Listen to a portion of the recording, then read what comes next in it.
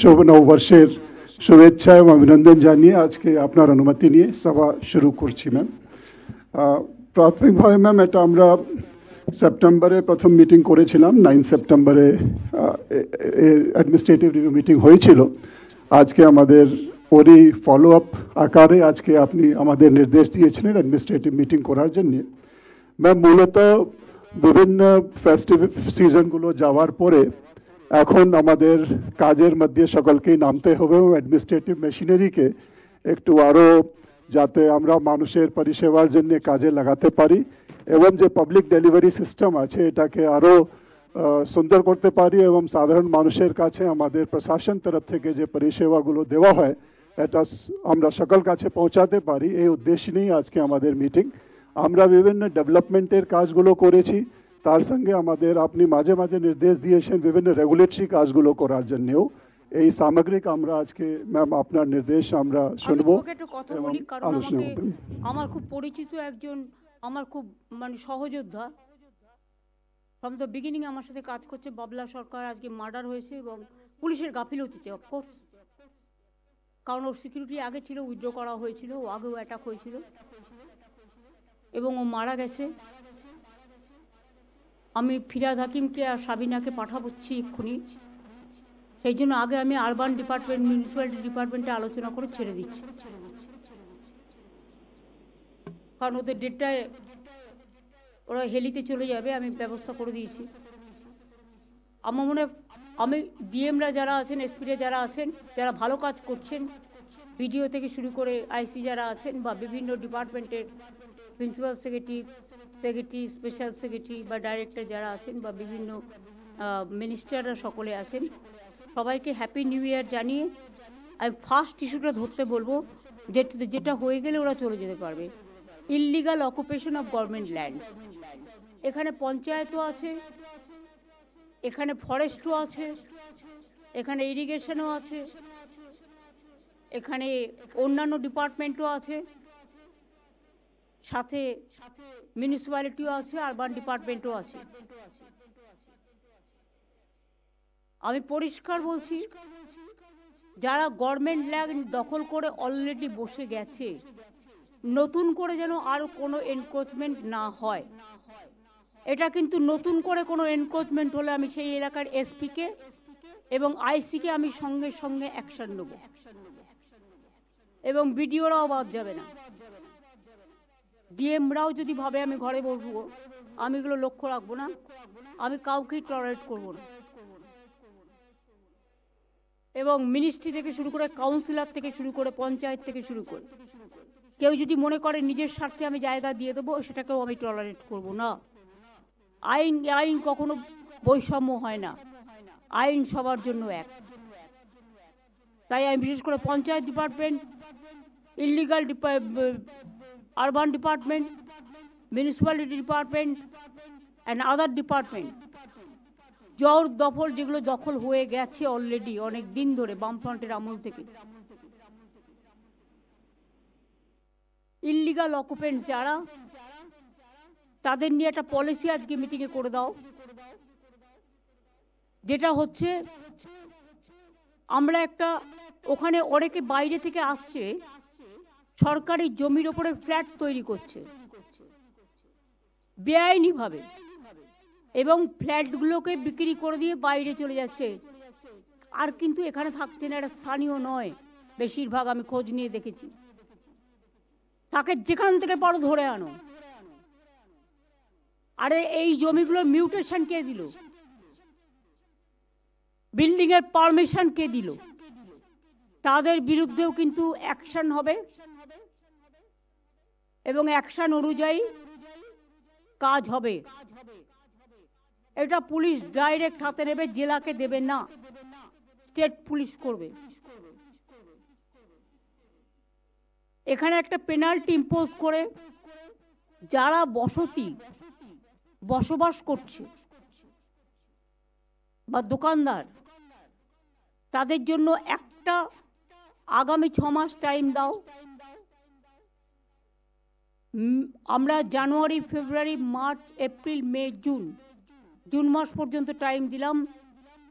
Government যেটা বাজার দর করলে তোরা দিতে পারবে না, বাট আমরা একটা রেশনাল পলিসি করব 80-20 করে, যেটা বড় বিল্ডিং তার জন্য 100% হবে, কিন্তু গরিব যারা সাধারণ মানুষ তাদের জন্য কনসেশন হবে করে একটা রেট করে, first tyre, second tyre, third tyre করে তাদের একটা পেনাল্টি ইম্পোজ করে, কারণ তাদের কিন্তু একটাও লিগাল কোনো কাগজপত্র নেই, আর যারা দিয়েছেও কাগজপত্র সেটাও ইললিগাল, সেই কাগজপত্র কিন্তু ইললিগাল, এটা কিন্তু বুঝতে হবে।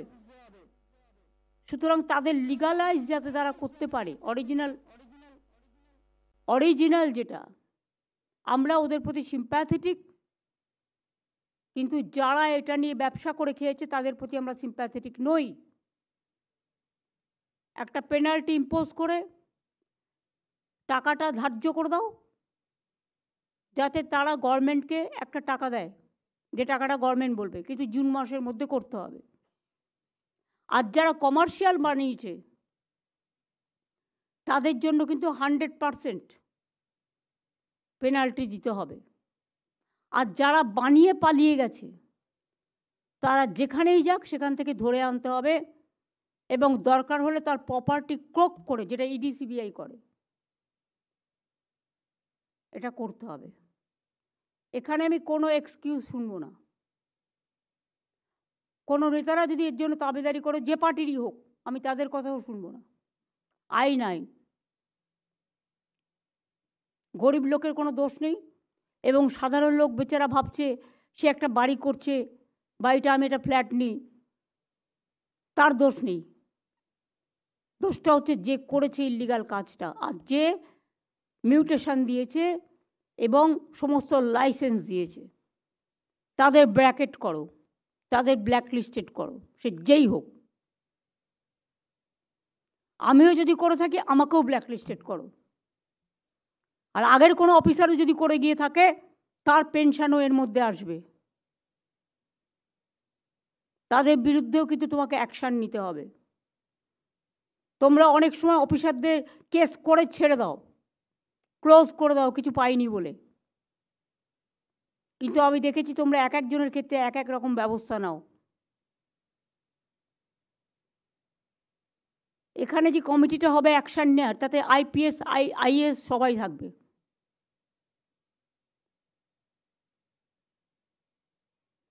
এবং WBPS WBCSও থাকবে।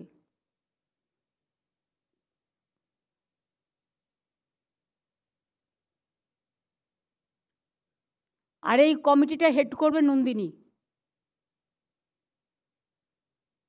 কারণ চিফ সেক্রেটারি অত সময় নেই, টাইম টু টাইম চিফ সেক্রেটারিকে রিপোর্ট করবে, চিফ সেক্রেটারি আমায় জানাবে।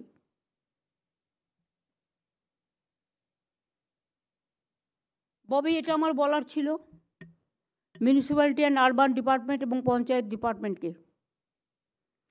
তোমরা দেখে নেবে গরিব লোকেরা যে বাড়ি নিচ্ছে, সেই বাড়িগুলো যাতে পঞ্চায়েতকে, আমি বলছি, ঠিক মতো হয়, ডিএমদের বলছি, বিডিওদের বলছি, সার্ভে করুন। আপনারাই তো সার্ভে করেছেন, আপনারা সার্ভে করার পরে যদি কোথাও কোনো ভুল বেরোয়, সেই ভুলটা কিন্তু যে জেলা বা বিডিও বা আইসি এই সার্ভেতে ছিল বা ডিপার্টমেন্ট, তাদের বিরুদ্ধে অ্যাকশন হবে, এটা মাথায় রাখবেন। এখন থেকে আমি রাজীব কুমারকে বলবো প্রত্যেকটা ডিপার্টমেন্টে অ্যাপ করতে।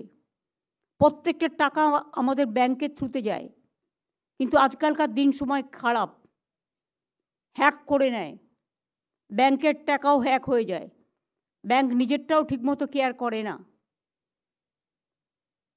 সুতরাং এটা আমরা ধরতে পারবো যে কে কোথায় এটাকে দুষ্টুমি করছে, এগুলোকে স্ট্রংলি হ্যান্ডেল করতে হবে। ববি বল।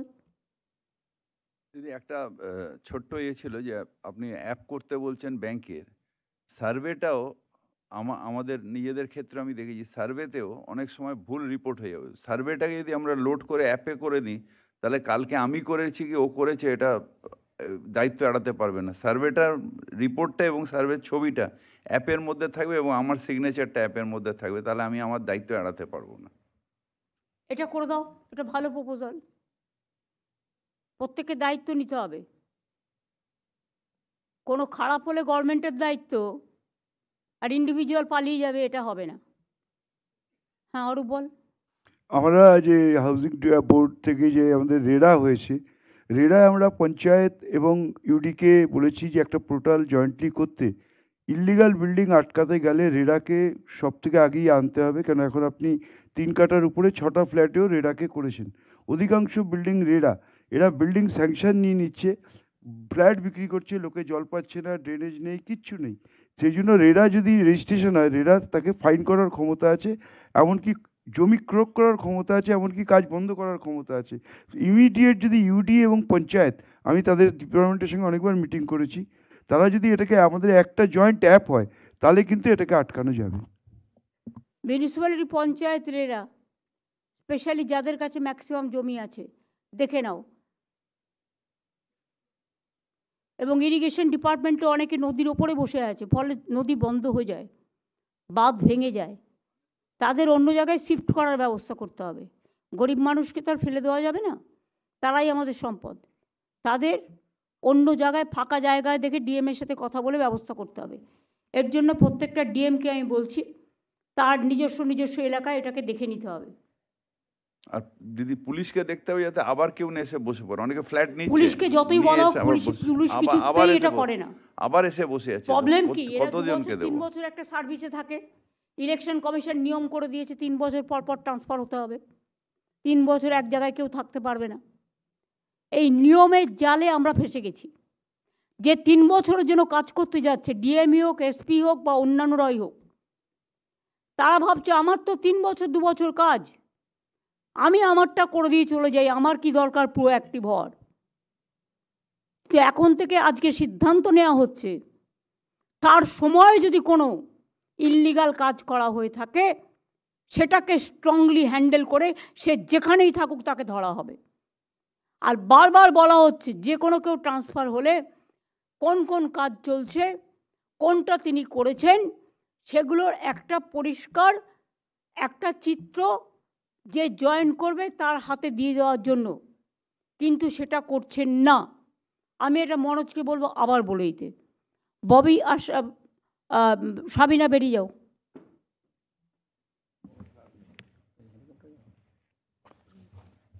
যতক্ষণ ক্রিমেশন না হয় ততক্ষণ আসবে না।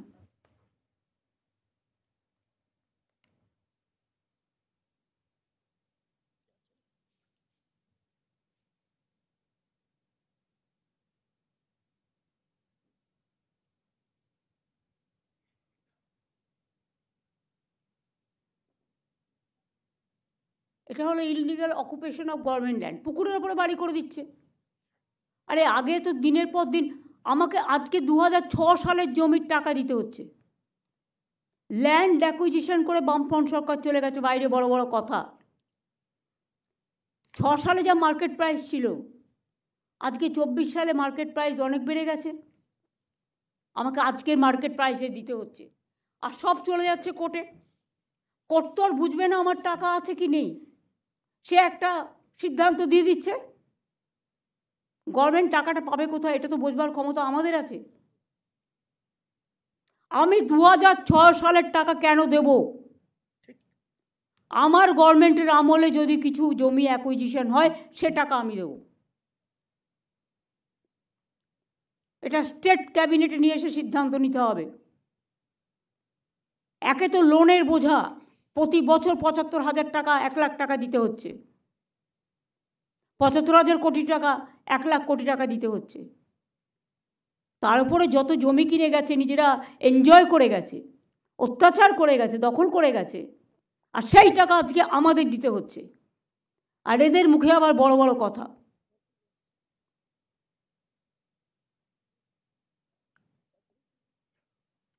আমাদের এখনকার সিস্টেম হচ্ছে যে জমি আমি এখন কিনবো, আমি নিজে সঙ্গে সঙ্গে টাকা দিয়ে দেবো, যাতে আমাকে ফেলে রাখতে না হয়, আমি ভবিষ্যতের জন্য যাতে কাউকে কোনো সাফার করতে না হয়।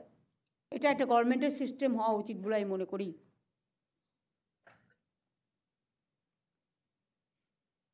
এবার আমি কোঅপারেটিভ ব্যাংক ধরব।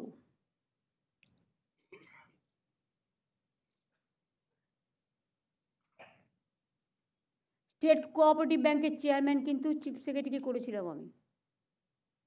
তোমার নলেজে আছে কি না আমি জানি না, বাট তুমি দেখে নাও।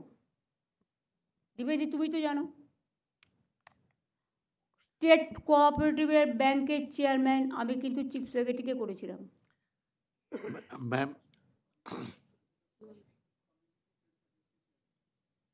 State দেখে রাখো। cooperative, yes, ma'am. আর কোঅপারেটিভ ডিপার্টমেন্ট থেকে কারা এসছেন হাত তুলুন তো একটু।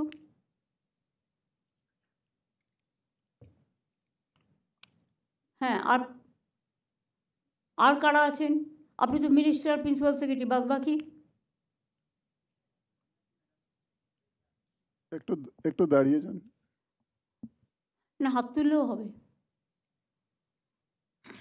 কোঅপারেটিভ ডিপার্টমেন্টকে পরিষ্কার বলছি, অনেক কোঅপারেটিভ ব্যাংকে আনঅ্যাকাউন্টেড মানি আছে, অর্থাৎ ফেক অ্যাকাউন্ট, এবং সেখানে অন্যের নামে টাকা রাখা হয়েছে। প্রত্যেকটা এনকোয়ারি করে দেখে এই আনঅ্যাকাউন্টেড মানি ভেরিফাই করে এই টাকাটা গভর্নমেন্টের ট্রেজারিতে চলে আসবে। বুঝলেন কি বললাম? কোঅপারেটিভ ব্যাংকের প্রিন্সিপাল সেক্রেটারি কে আছেন? কে? Krishna Gupta? Yes madam. It's a very hard work. আমরা ইনকোয়ারি করবো ম্যাম, যা হবে আমরা ট্রেজারিতে ফেরত দেবো। আমি অনেক কোঅপারেটিভ ব্যাংকে জানি আনঅ্যাকাউন্টেড অ্যাকাউন্ট আছে, দেখে নিচ্ছি ম্যাডাম। আগে থেকে। Okay madam. সেই অ্যাকাউন্টগুলো যখন ডিমনিটাইজেশন হয়েছিল, মনে রেখো, ধনজন যোজনার নামেও অনেক অ্যাকাউন্ট খুলেছিল, অনেক ফেক অ্যাকাউন্ট।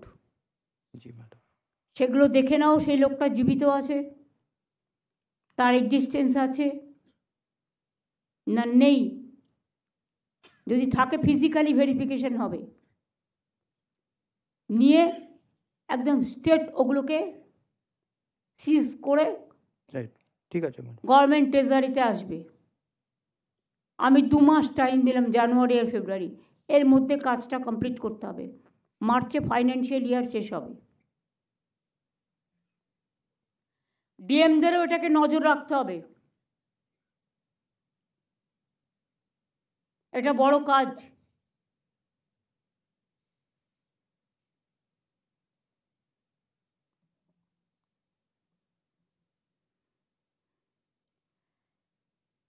এবার আমি যেটা বলবো, ফাইন্যান্সে প্রভাত মিশ্র আছে। প্রভাত মিশ্র ইজ এ জেন্টলম্যান, কিন্তু আরেকটু এফেক্টিভ হতে হবে, অ্যাক্টিভ হতে হবে। এবং তোমার যে টিম বসে আছে ওখানে ফাইন্যান্সে, 2-1 জন ছাড়া বেশিরভাগই বামপন্থী রাজনীতির আলোচনা করে ওখানে বসে।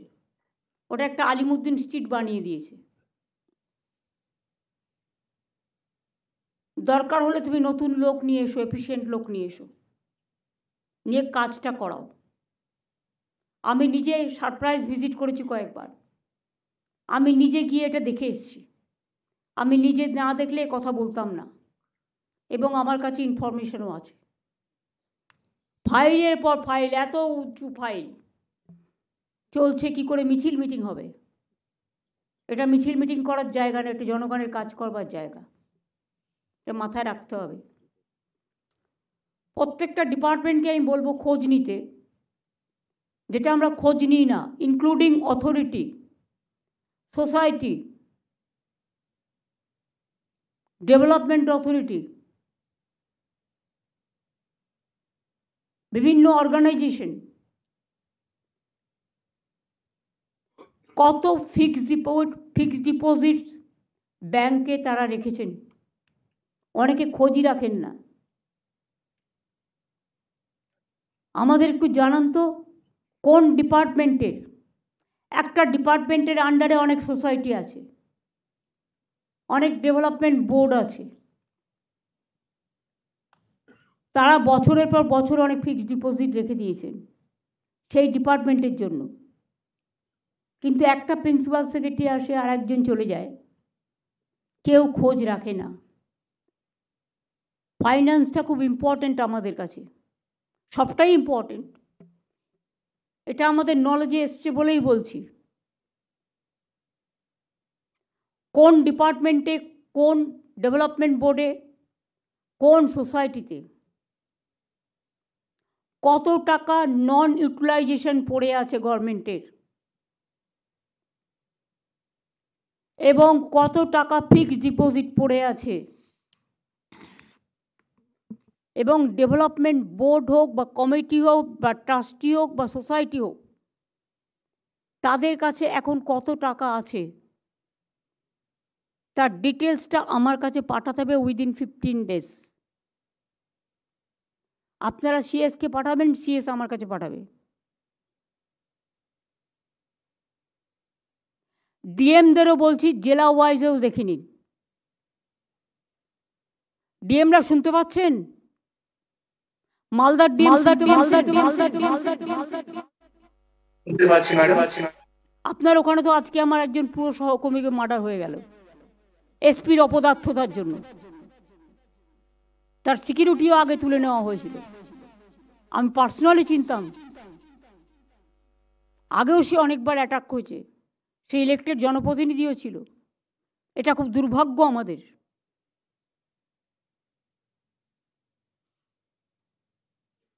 ওখানে বর্ডার আর কালিয়াচক নিয়ে যদি ব্যস্ত থাকেন তাহলে কিন্তু জেলার ডেভেলপমেন্ট হবে না। Please forget that. ওখানে প্রোটেকশন করুন। আর বিএসএফের সাথে অ্যাডজাস্ট করে অনুপ্রবেশকারীদের ঢোকাচ্ছেন আপনারা, কেউ প্রতিবাদ করছেন না। আপনারা ঢোকাচ্ছেন না, ঢোকাচ্ছে বিএসএফ। বিএসএফ ইসলামপুর দিয়ে লোক ঢোকাচ্ছে, আমাদের কাছে খবর আছে। সিতাই দিয়ে ঢোকাচ্ছে,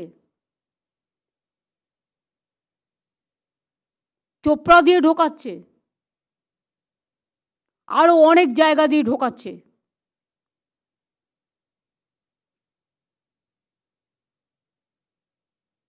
বিএসএফ মেয়েদের উপর অত্যাচার করছে, কিন্তু আপনাদের দিক থেকে কোনো প্রতিবাদ কেন হয়নি? ডিজি রাজীব কুমারকে আমি বলবো কোন কোন জায়গায় লোক ঢুকেছে, লোক ঢুকিয়েছে বিএসএফ। কারণ বর্ডার আমাদের হাতে নয়, বর্ডার হচ্ছে বিএসএফের হাতে। যারা বাইরে থেকে আসে, ভিসাও আমাদের হাতে নেই, সেন্ট্রাল গভর্নমেন্টের হাতে। যারা প্লেনে আসে তাদের কোনো লিস্টও আগে আমাদের দিতে এখন দেয় না, ফলে আমরা জানতে পারি না কারা আসছে, কারা ঢুকছে। ট্রেনও চলছে, বাসও চলছে, বিএসএফও চলছে। আর বাংলাকে যদি মনে করে কেউ অনুপ্রবেশকারীদের ঢুকিয়ে আর তৃণমূল কংগ্রেসকে বদনাম করব, এটা তৃণমূল কংগ্রেস করছেন না। তৃণমূল কংগ্রেসের করার অধিকার নেই এবং সাধ্যও নেই। এলাকাটা কন্ট্রোল করে বিএসএফ। ভালো করে শুনে রাখুন, কোনো দু একটা টিভি চ্যানেল বিএসএফের দায়িত্বটা তৃণমূল কংগ্রেসের ঘাড়ে চাপাচ্ছেন। তাদের আমি বলবো সংযত হন, সংবেদনশীল হন এবং দেখুন কোনটা ন্যায় কোনটা অন্যায়। অন্যায় হলে হাজারবার গালাগালি দিন টিআরপি তুলবার জন্য, কিন্তু দয়া করে বিএসএফের এই অন্যায় কাজ সাপোর্ট করে তৃণমূল কংগ্রেসকে দায়ী করবেন না। তার কারণ বর্ডার গার্ড তৃণমূল কংগ্রেস দেয় না, বর্ডার গার্ড বিএসএফ দেয়, এমনকি পুলিশও দেয় না। কিন্তু পুলিশের কাছে জেলার ইনফরমেশন থাকে, যখন ঢুকে যাচ্ছে কোথায় যাচ্ছে। ডিএমদের কাছে ইনফরমেশন থাকে কোথায় যাচ্ছে। মনোজ, তুমি কোনো ইনফরমেশন পেয়েছো ডিএমএসপিদের কাছ থেকে আজ পর্যন্ত? পাওনি। তার মানে ডিএমএসপিরা তাদের দায়িত্ব পালন করেনি।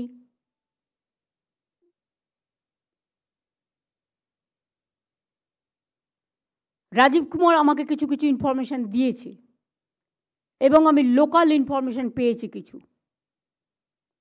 যে ইনফরমেশনগুলো আমাদের কাছে পজিটিভ এসছে, আমরা জানি ডিটেলসটা আমার চাই, কারণ আমি একটা স্ট্রং লেটার লিখব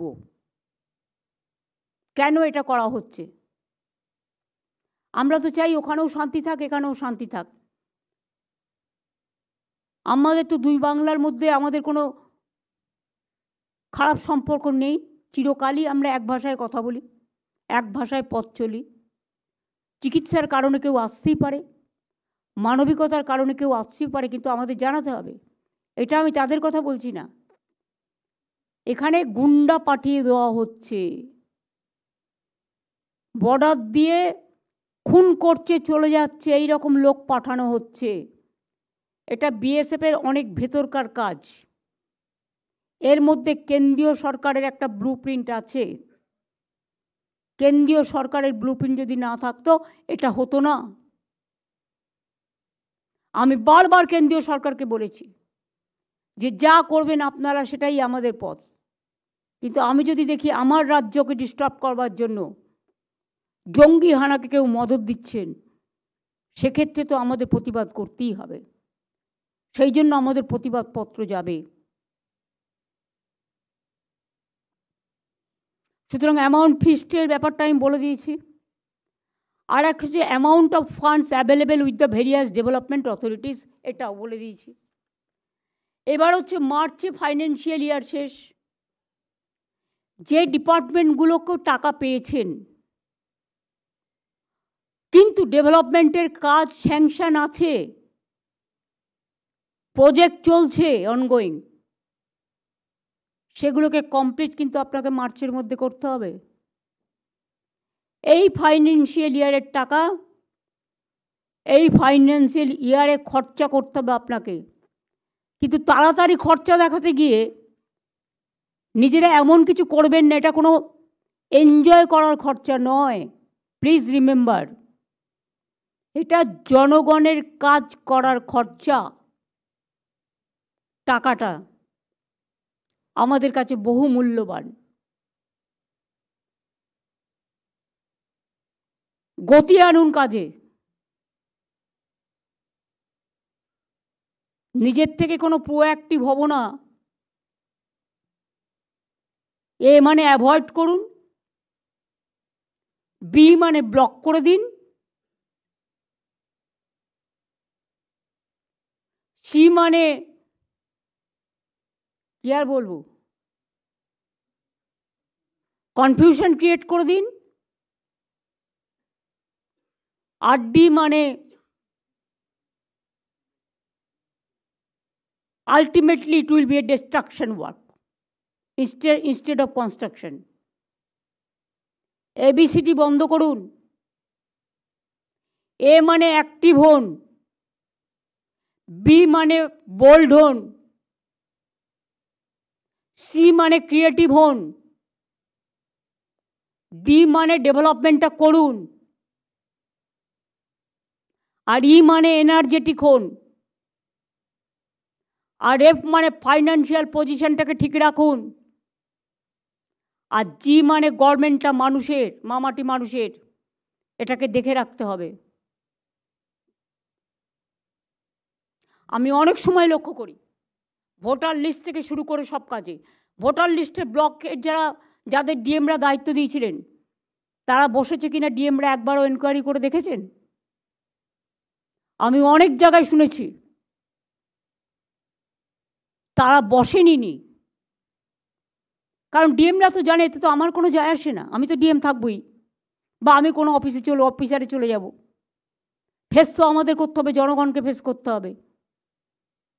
এটা কিন্তু ঠিক নয়, এটা আমরা কিন্তু এক্সেপশনাল কেস হিসেবে দেখছি। এবং আপনারা মনে করেন আপনাদের ওখানে কিছু লোকজন কম্পিউটারে কাজ করে, কম্পিউটারে ডেটা তোলে, তারা যতটা অ্যান্টি করে গভর্নমেন্টের,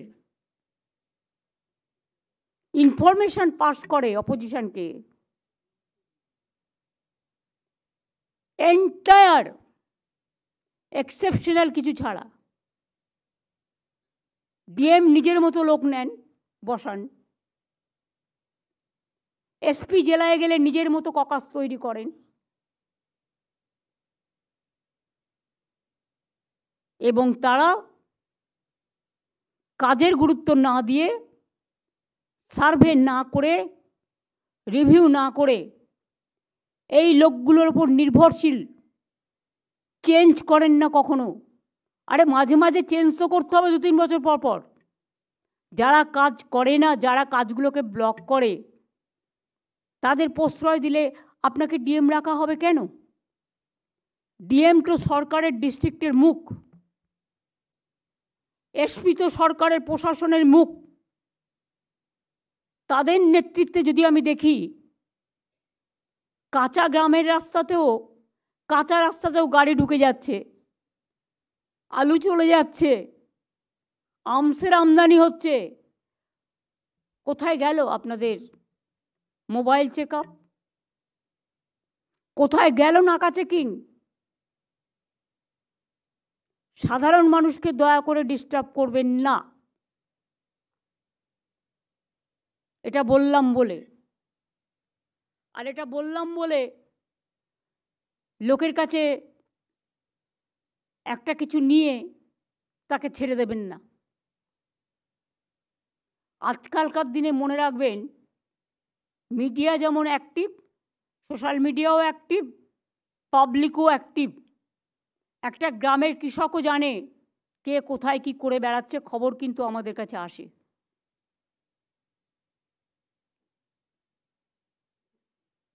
কেউ যদি মনে করেন এসপি হয়ে আমার এক চোখ থাকবে কাজে আর এক চোখ থাকবে অন্য জায়গায়,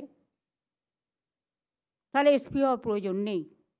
প্রথম থেকে বলে দিন নো, আই ক্যানট, বা আমরাও দেখে নেব পারফরমেন্স, নো। ডিএমদেরও লক্ষ্য রাখতে হবে কোথায় কোন ভিডিওটা ভালো কাজ করছে, কোথায় করছে না, কোথায় বিএলআরও টাকা নিয়ে জমি দিচ্ছে, কোথায় দিচ্ছে না, মানুষকে হ্যারাস করছে, কোথায় আপনার যারা ইলেকশনের কাজ করার কথা ছিল ভোটার লিস্টে নাম তোলেনি, উল্টোপাল্টা করেছে। আর আইবির লোকেদের, Rajiv, you have to take a strong step for DIB. একটা ইনফরমেশান তারা রাখে না, একটা ইনফরমেশান দেয় না, তারা পোস্টটাকে নিয়ে খেলা করে।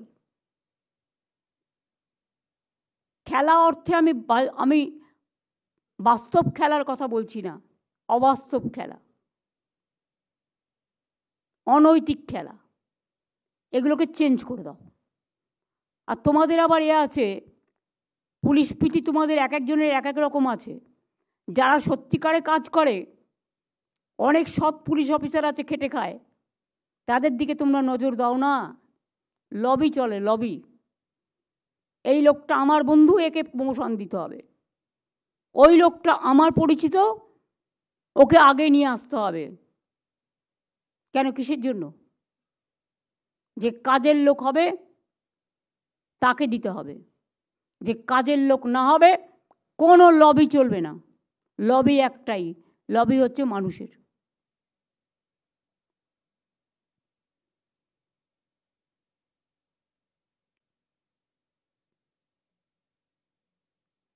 তাহলে কাজের গতিটার ব্যাপারে মনোজকে আমি বলবো একটু বলে দিতে।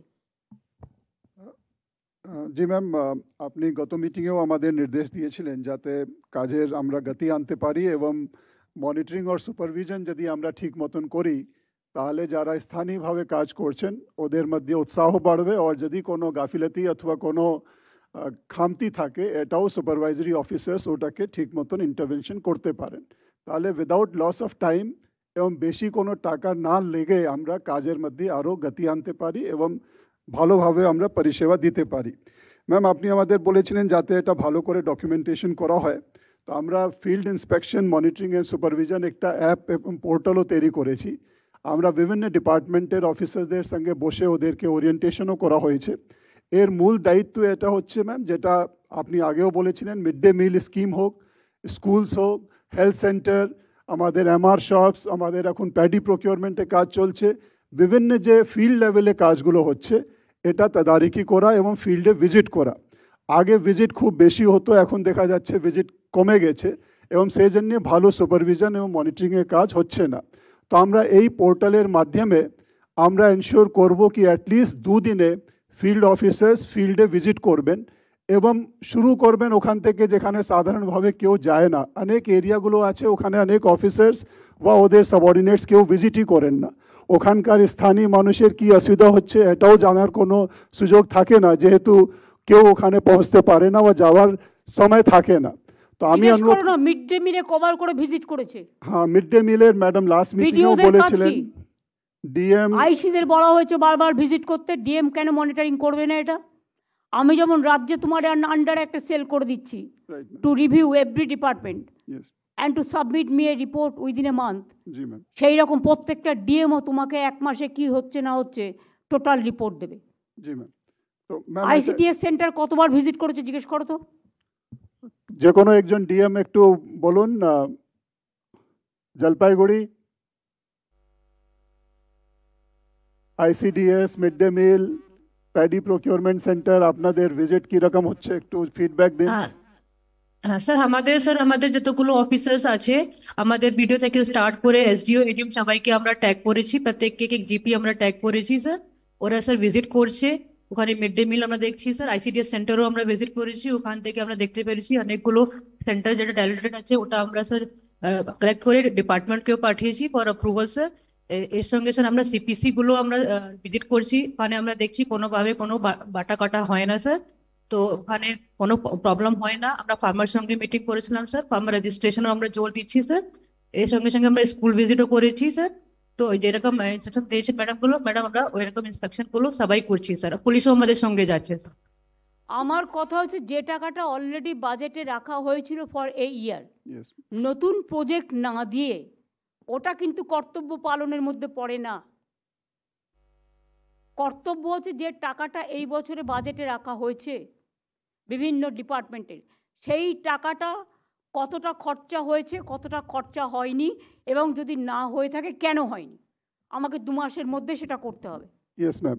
ম্যাম, আমাদের এই পোর্টালের মাধ্যমে আমরা এমআইএস পাবো প্রত্যেক জেলায় যে ফান্ড প্রভিশনিং করা হয়েছে এবং কাজ যেটা শুরু হয়েছে ওটা কত প্রোগ্রেস হয়েছে এবং কত দিনের মধ্যে কমপ্লিট হবে, এটাও আমরা সমন্বয় পোর্টাল মাধ্যমে যেটা মনিটর করি, এটা আপনাদের সকলকেই বলবো ওটা আপডেট করতে। বিকজ যেটা মাননীয় মুখ্যমন্ত্রী বলেছেন এই বছরের টাকা যেটা অ্যালটমেন্ট করা হয়েছে বা এএফএস দিয়ে স্যাংশন করা হয়েছে ওই কাজগুলোকে স্পিড আপ করে আমাদের এই ফাইন্যান্সিয়াল ইয়ারের মধ্যে কমপ্লিট করতে হবে এবং কোয়ালিটি মেনটেন করে করতে হবে, এটাও একটু তদারকির মধ্যে পড়বে। যদি ফিল্ডে ভিজিট করেন তখনই দেখা যাবে কি কাজ ঠিক মতন এগোচ্ছে কিনা এবং ফিজিক্যাল এবং ফাইন্যান্সিয়াল প্রোগ্রেস ঠিক মতন হচ্ছে কিনা এটাও মনিটর করা যাবে।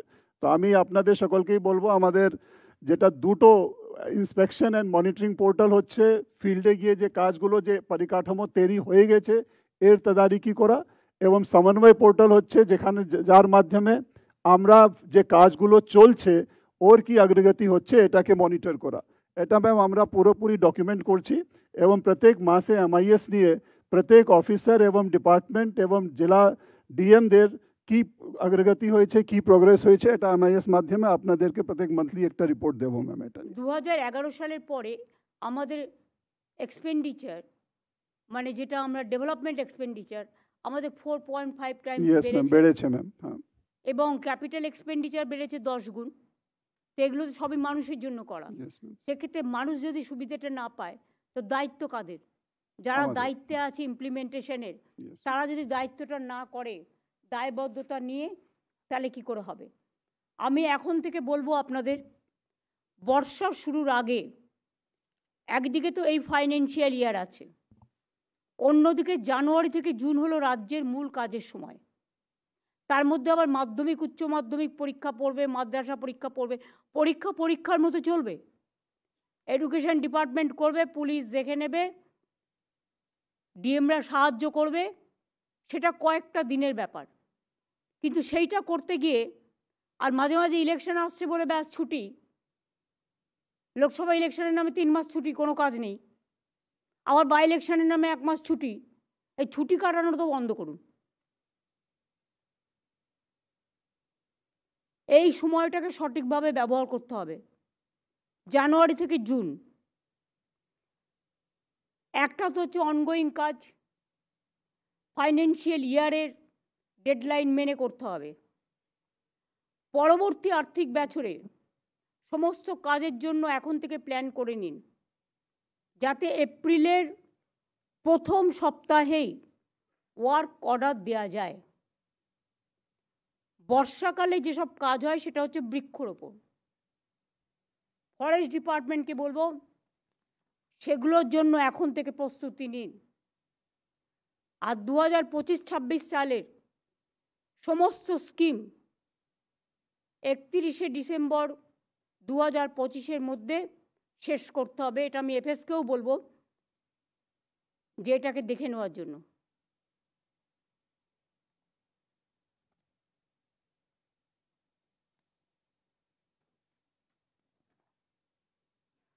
নিয়মিত ইন্সপেকশন খুব জরুরি, যেটা আমি বলছি ফিল্ড ইন্সপেকশন।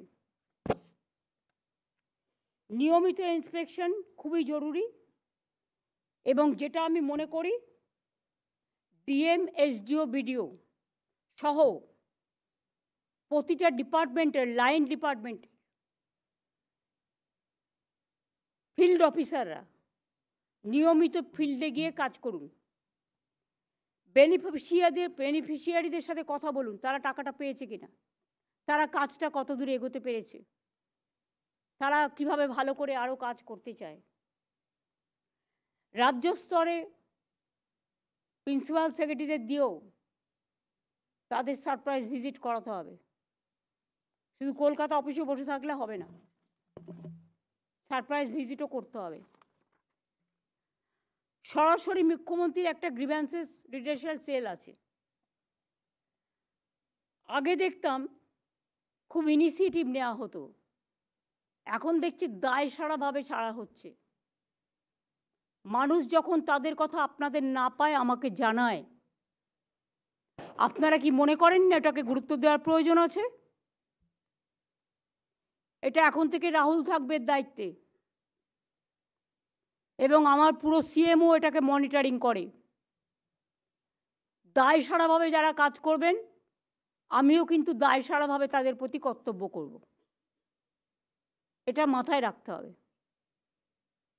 আমার কেউ শত্রু নয়, সবাই বন্ধু, কিন্তু আমি কাজ ভালোবাসি। যে কাজ করে আমি তার প্রতি একটু বেশি দায়বদ্ধতা নিয়ে কাজ করি।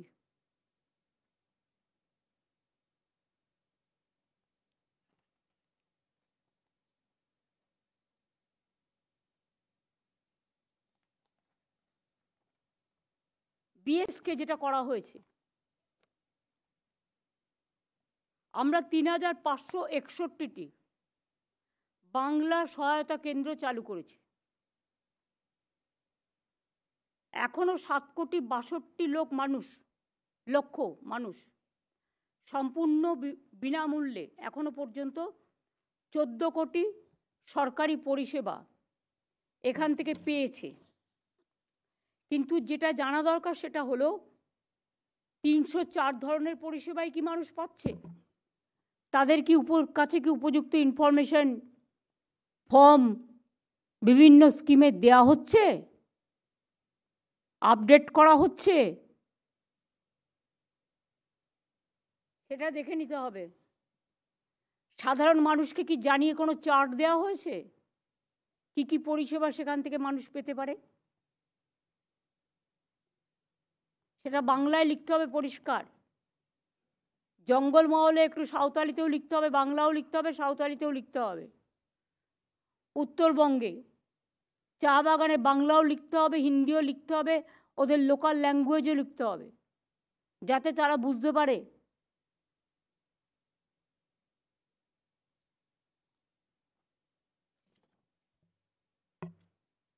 বাংলার বাড়ি 12 লক্ষ লোকের টাকা ছাড়া হয়েছে। দেখুন তো কাজগুলো শুরু করেছে কিনা। শুরু করতে গিয়ে যদি কোনো প্রবলেম হয়ে থাকে ডিএমরা সেটাকে টেক আপ করুন, বিডিওরা ডিএমকে জানান, তাকে কিভাবে সাহায্য করা যায় সেদিকটা দেখুন। এই ব্যাপারে টোটাল এটা সরকারি টাকা, রাজ্য সরকারের উদ্যোগ।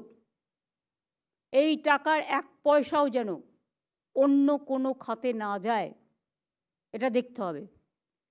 যাদের এখন অর্ধেক টাকা দেওয়া হয়েছে 1,20,000-এর মধ্যে 60,000 কোটি টাকা, 60,000 টাকা দেওয়া হয়েছে, তারা যদি কাজটা শেষ করতে পারে, মের মধ্যে তারা দ্বিতীয় কিস্তিটা পাবে।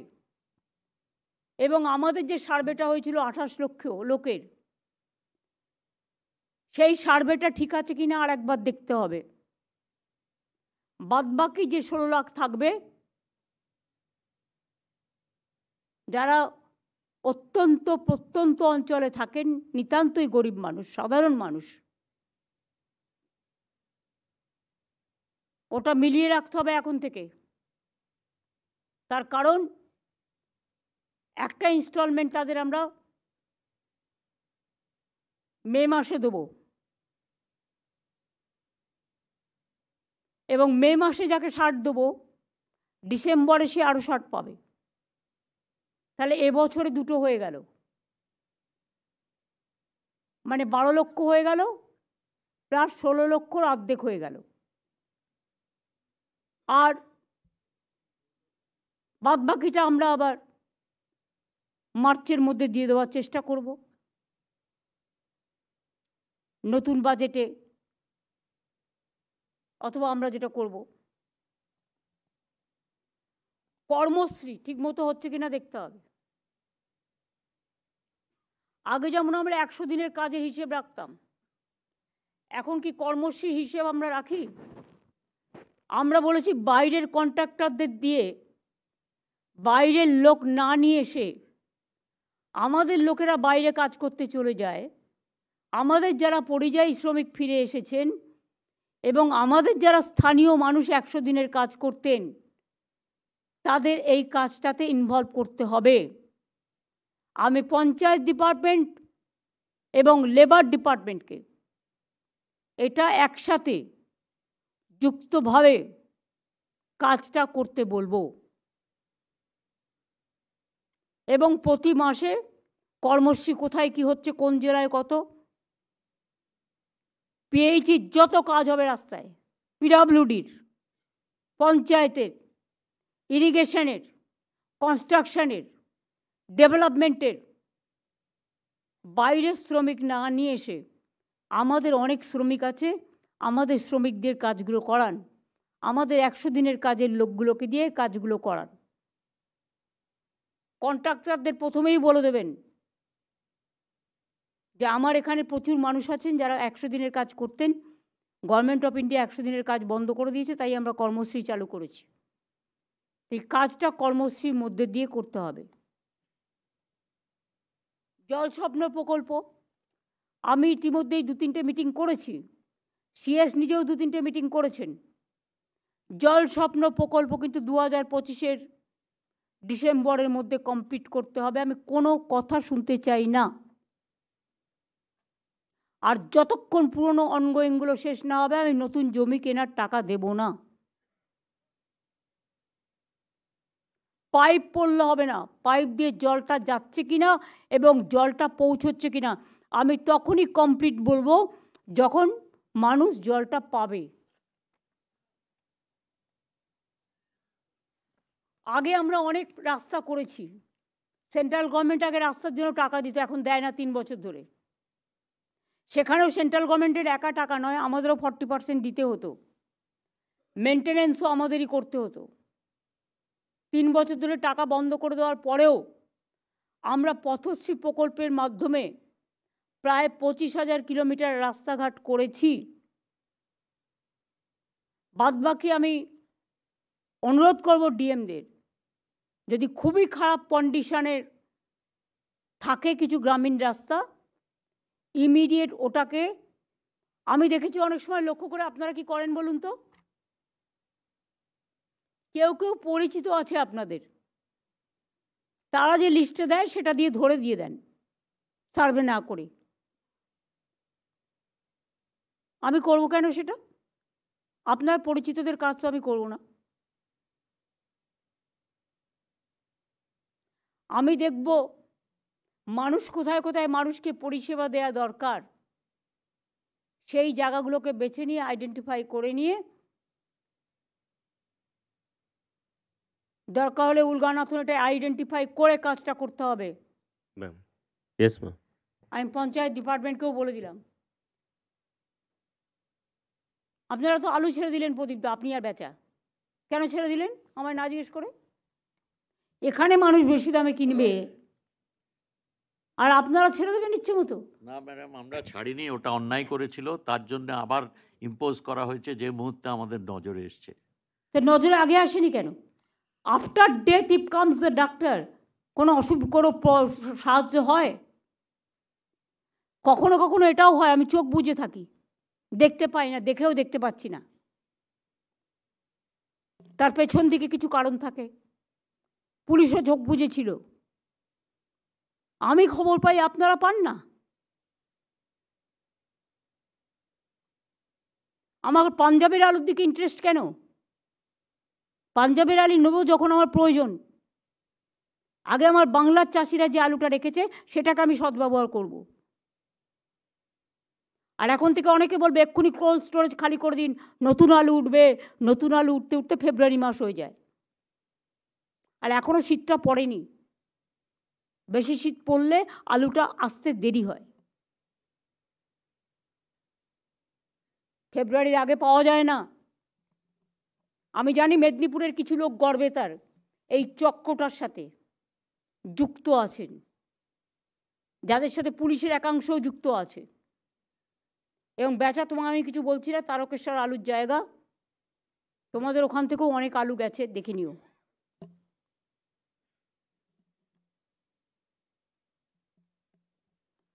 আমরা যে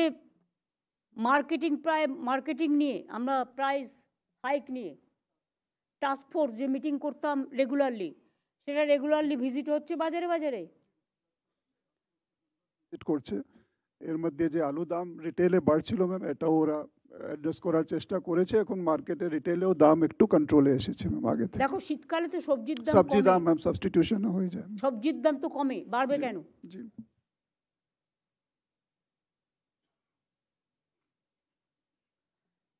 মজুতদারি করে রাখবে। হোর্ডিংয়ের বিরুদ্ধে পুলিশেরও টিম আছে, হোর্ডিং দেখার।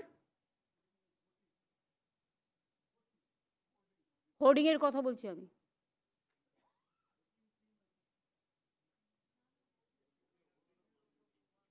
কি বলবো, হোর্ডিং করে রেখে দেয়, পরে দাম বাড়িয়ে যখন বাজারে পাওয়া যায় না তখন সেটা বেশি দামে বিক্রি করে। এই হোর্ডিং কোথায় কোথায় মানে প্রচুর মজুদ আছে দেখে নিন তো কালোবাজারিদের কাছে, দেখে নিয়ে সেটা সুলভ বাংলায়, সুফল বাংলায় একদম ছেড়ে দিন। এটা কে দেখে? ইবি ডিপার্টমেন্ট, ম্যাম আমি বলছি ম্যাম, এনফোর্সমেন্ট ব্রাঞ্চের কে দেখে? ম্যাম ডিজিইবি দেখেন ম্যাম। তিনি এখানে উপস্থিত আছেন? না এখানে নেই ম্যাম। এমনিতে ম্যাম আমাদের সুফল বাংলা আপনার নির্দেশ মতন আমরা 160 বাড়িয়েছিলাম, এখন 640 আছে। আর যেমন আপনি নির্দেশ দিলেন, আমরা জেলা থেকে সরাসরি সবজি কিনে প্রচুর আনাচ্ছি কলকাতায়, সবজি দাম সবটা অনেক কমে গেছে ম্যাম। আর টিমগুলো ভিজিট করছে কলকাতা, কয়েকটা জায়গায় সমস্যা ছিল, সেখানে সিপি সাহেব এবং কেএমসি থেকেও কিন্তু টিম পাঠিয়ে কন্ট্রোল করা হয়েছে ম্যাম। শীতকালে সবজির দাম কমে, এটা মাথায় রেখো। গ্রামের চাষিদের থেকে সবজি কিনে বাজারে সাপ্লাই করো। সেটা করছি ম্যাম। 85 এখন সেন্টারে চলছে ম্যাম, এই বছর আমরা চালু করলাম।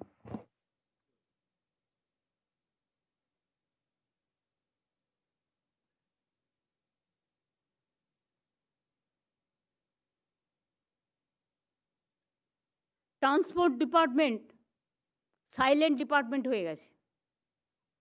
অনেক লোক রাস্তায় দাঁড়িয়ে থাকে, কখনো কি সার্ভে করে দেখেছেন কোথায় কোথায় বেশি লোক দাঁড়িয়ে থাকে অফিস ছুটির পর, যেখানে বাসের ফ্রিকোয়েন্সি বাড়াতে পারে? বাসের ফ্রিকোয়েন্সি বাড়লে তারা যাতায়াত করতে পারে। আমার চোখেতে প্রায় পড়ে। মিনিস্টার নিজে কখনো ভিজিট করেছেন সারপ্রাইজ কলকাতার জায়গাগুলো নিয়ে? ট্রান্সপোর্ট সেক্রেটারি করেছে কখনো? হ্যাঁ দিদি, আমরা ফ্রিকোয়েন্সি বাড়িয়েছি কিছু, এবং কিছু কথাটার অর্থ কি? কিছু কথাটার কোনো অর্থ হয় না। তুমি একটা ট্রান্সপোর্ট মিনিস্টার, তোমাকে মাথায় রাখতে হবে কিছু কথার কোনো উত্তর নেই। মানুষ যাতে অফিসে যাবার সময় অফিস ফেরত বা অন্যান্য সময় ঠিকমতো যাতায়াত করতে পারে সেটা দেখতে হবে। কলকাতায় মাঝে মাঝে ঘুরে দেখো ওয়ার্কিং ডেগুলোতে কোথায় কোথায়, শুধু কলকাতায় একটা জায়গায় গেলে হবে না, সারা কলকাতা ঘুরতে হবে, ইনক্লুডিং আইটি সেক্টর, ইনক্লুডিং হসপিটালগুলোর সামনে আফটার ভিজিটিং আওয়ার্স।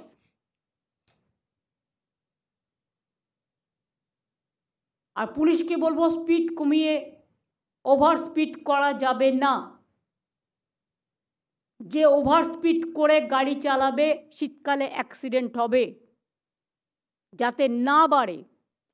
প্রত্যেকটা রাস্তায় এমনকি ন্যাশনাল হাইওয়েতেও স্পিড কন্ট্রোলের একটা সিস্টেম থাকবে। রাতের দিকে কেউ থাকে না ট্রাফিক পুলিশের, ফলে রাস্তায় জ্যামটা খুব বাড়ে। সেকেন্ড হুগলি ব্রিজে ঘন্টার পর ঘন্টা লোক দাঁড়িয়ে থাকে। সেকেন্ড হুগলি ব্রিজটা কি কোনো রকম একটা ব্যবস্থা করা যেতে পারে না?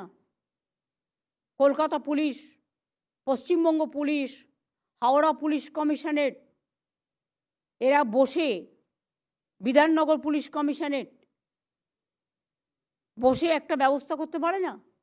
সেই সময় ট্রাকগুলো চলে, ফলে টোটাল ট্রাকগুলো একটা জায়গা দিয়ে চলে, ফলে সেকেন্ড হুগলি ব্রিজটায় যদি কোনো ইনসিডেন্ট হয়ে যায়, আমি তোমায় বলছি যে কোনো দিন বড় ঘটনা ঘটে যাবে।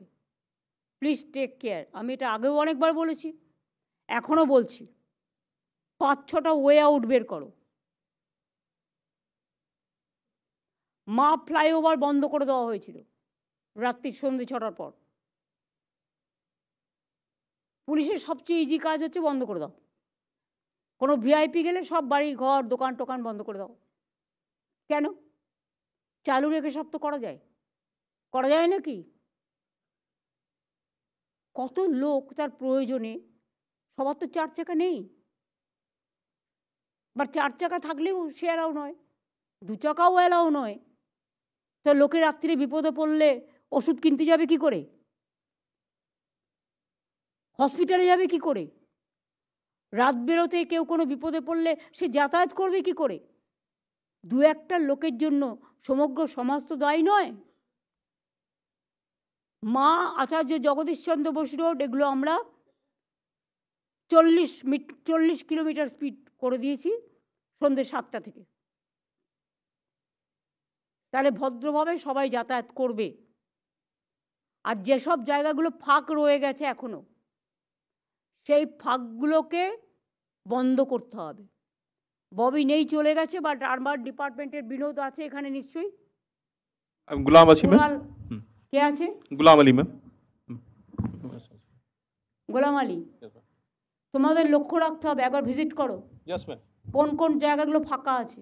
Yes ma'am. পুলিশের সাথে কথা বলে সেটাকে ব্লক করতে হবে। Okay ma'am. যাতে কোনো গাড়ি গড়িয়ে না পড়ে। ম্যাম।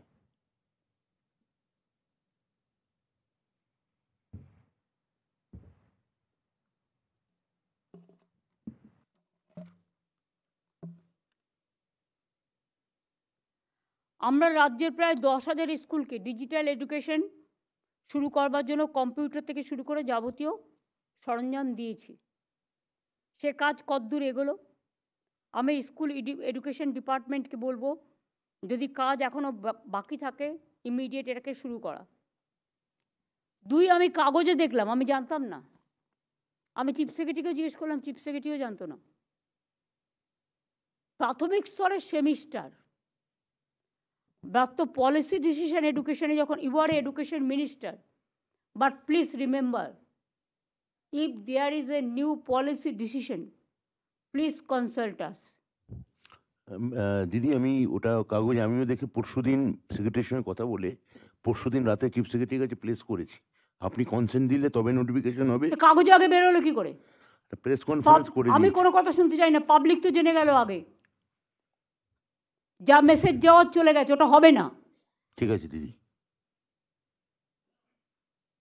4 জন অ্যাডভাইজার সিদ্ধান্ত নিয়ে বলে দিল, আর হয়ে গেল। বাচ্চাগুলোর আমি চাই ভার কমাতে, কাদের ব্যাগ কমাতে।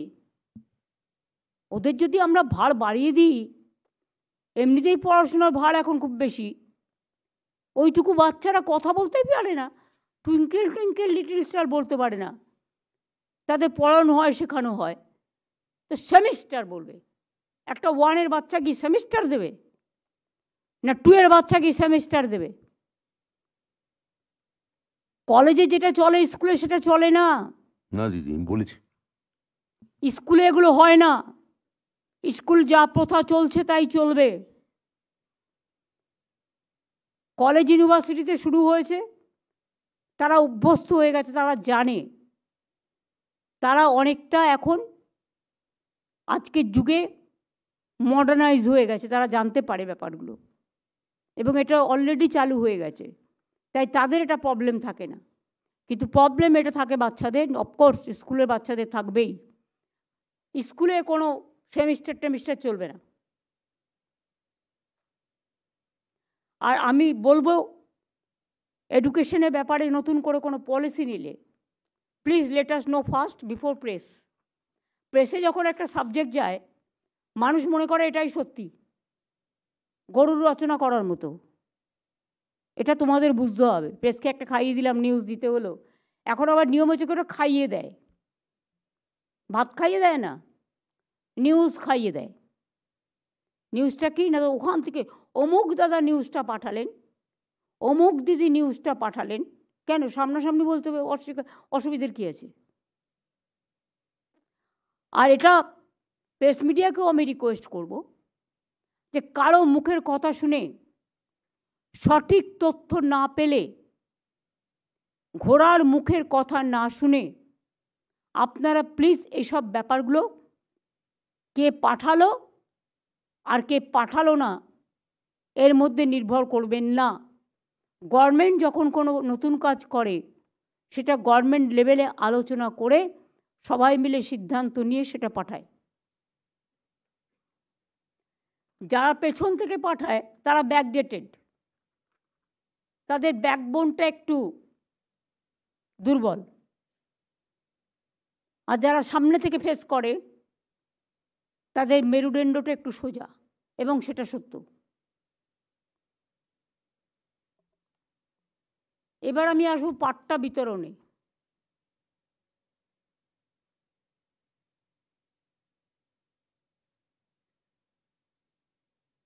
দু সালের পর থেকে সাধারণ মিলিয়ে সব মিলিয়ে মোট পাট্টা বিতরণ হয়েছে 6 লক্ষ। কৃষি ও গৃহ পাট্টা 2,13,000, নিজ গৃহ নিজ ভূমি পাট্টা 2,26,000-এর বেশি, চা পাট্টা 57,000, রিফিউজি রিলিফ পাট্টা 59,000, ফরেস্ট পাট্টা 37,000-এর বেশি, ফ্রিহোল্ড টাইটেল ডিড 290টি উদ্বাস্তু কলোনির প্রায় 59,000 পরিবার। এরা কি পাট্টা পেয়েছে বিবেক? হ্যাঁ ম্যাডাম, এগুলো হচ্ছে অ্যাচিভড ফিগার্স, এবং আমরা ম্যাডাম আপনাকে গত সপ্তাহে একটা নোট পাঠিয়েছি, 5,500 পাট্টা অলরেডি রেডি আছে। আপনার কনভিনিয়েন্ট ডেট পেলে রাজ্য স্তরের একটা আমরা অনুষ্ঠান করে দিয়ে দিতে পারি। এর বাইরেও প্রায় 10,000 পাট্টা এখন আন্ডার প্রসেস, মানে বিভিন্ন আন্ডার প্রসেস যেটা আছে রেডি করে দাও, একসাথে করে দেবো। আচ্ছা ঠিক আছে। আচ্ছা এবার আমাকে বলো তো, উদ্বাস্তু কলোনিগুলো যেগুলো ছিল সেগুলো প্রত্যেকটা আমরা বলেছিলাম রেকগনাইজড হবে, হ্যাঁ সেটা কি রেকগনিশন হয়েছে? হ্যাঁ madam, all refugee colonies have been recognised, এবং আমাদের এই কাজটা ম্যাডাম একেবারে শেষের দিকে। কয়েকটা জায়গায় যেখানে আমরা কিছু কিছু সংবাদ পাচ্ছি, যেমন কিছুদিন আগে বারুইপুর পেয়েছি, কলকাতা মিউনিসিপ্যাল কর্পোরেশনের মধ্যেও দক্ষিণ 24 পরগনায় পেয়েছি। খুব দ্রুত সার্ভে করাচ্ছি এবং এগুলোকেও শেষ করার কাজ চলছে ম্যাডাম। কৃষ্ণনগরে অনেক উদ্বাস্তু কলোনি আছে নদিয়া জেলায়। হচ্ছে ম্যাডাম, ওখানে ওটা হচ্ছে প্রায় হয়ে গেছে, যেটুকু রেসিডুয়াল কাজ বাকি আছে ম্যাডাম শেষ করার চেষ্টা চলছে।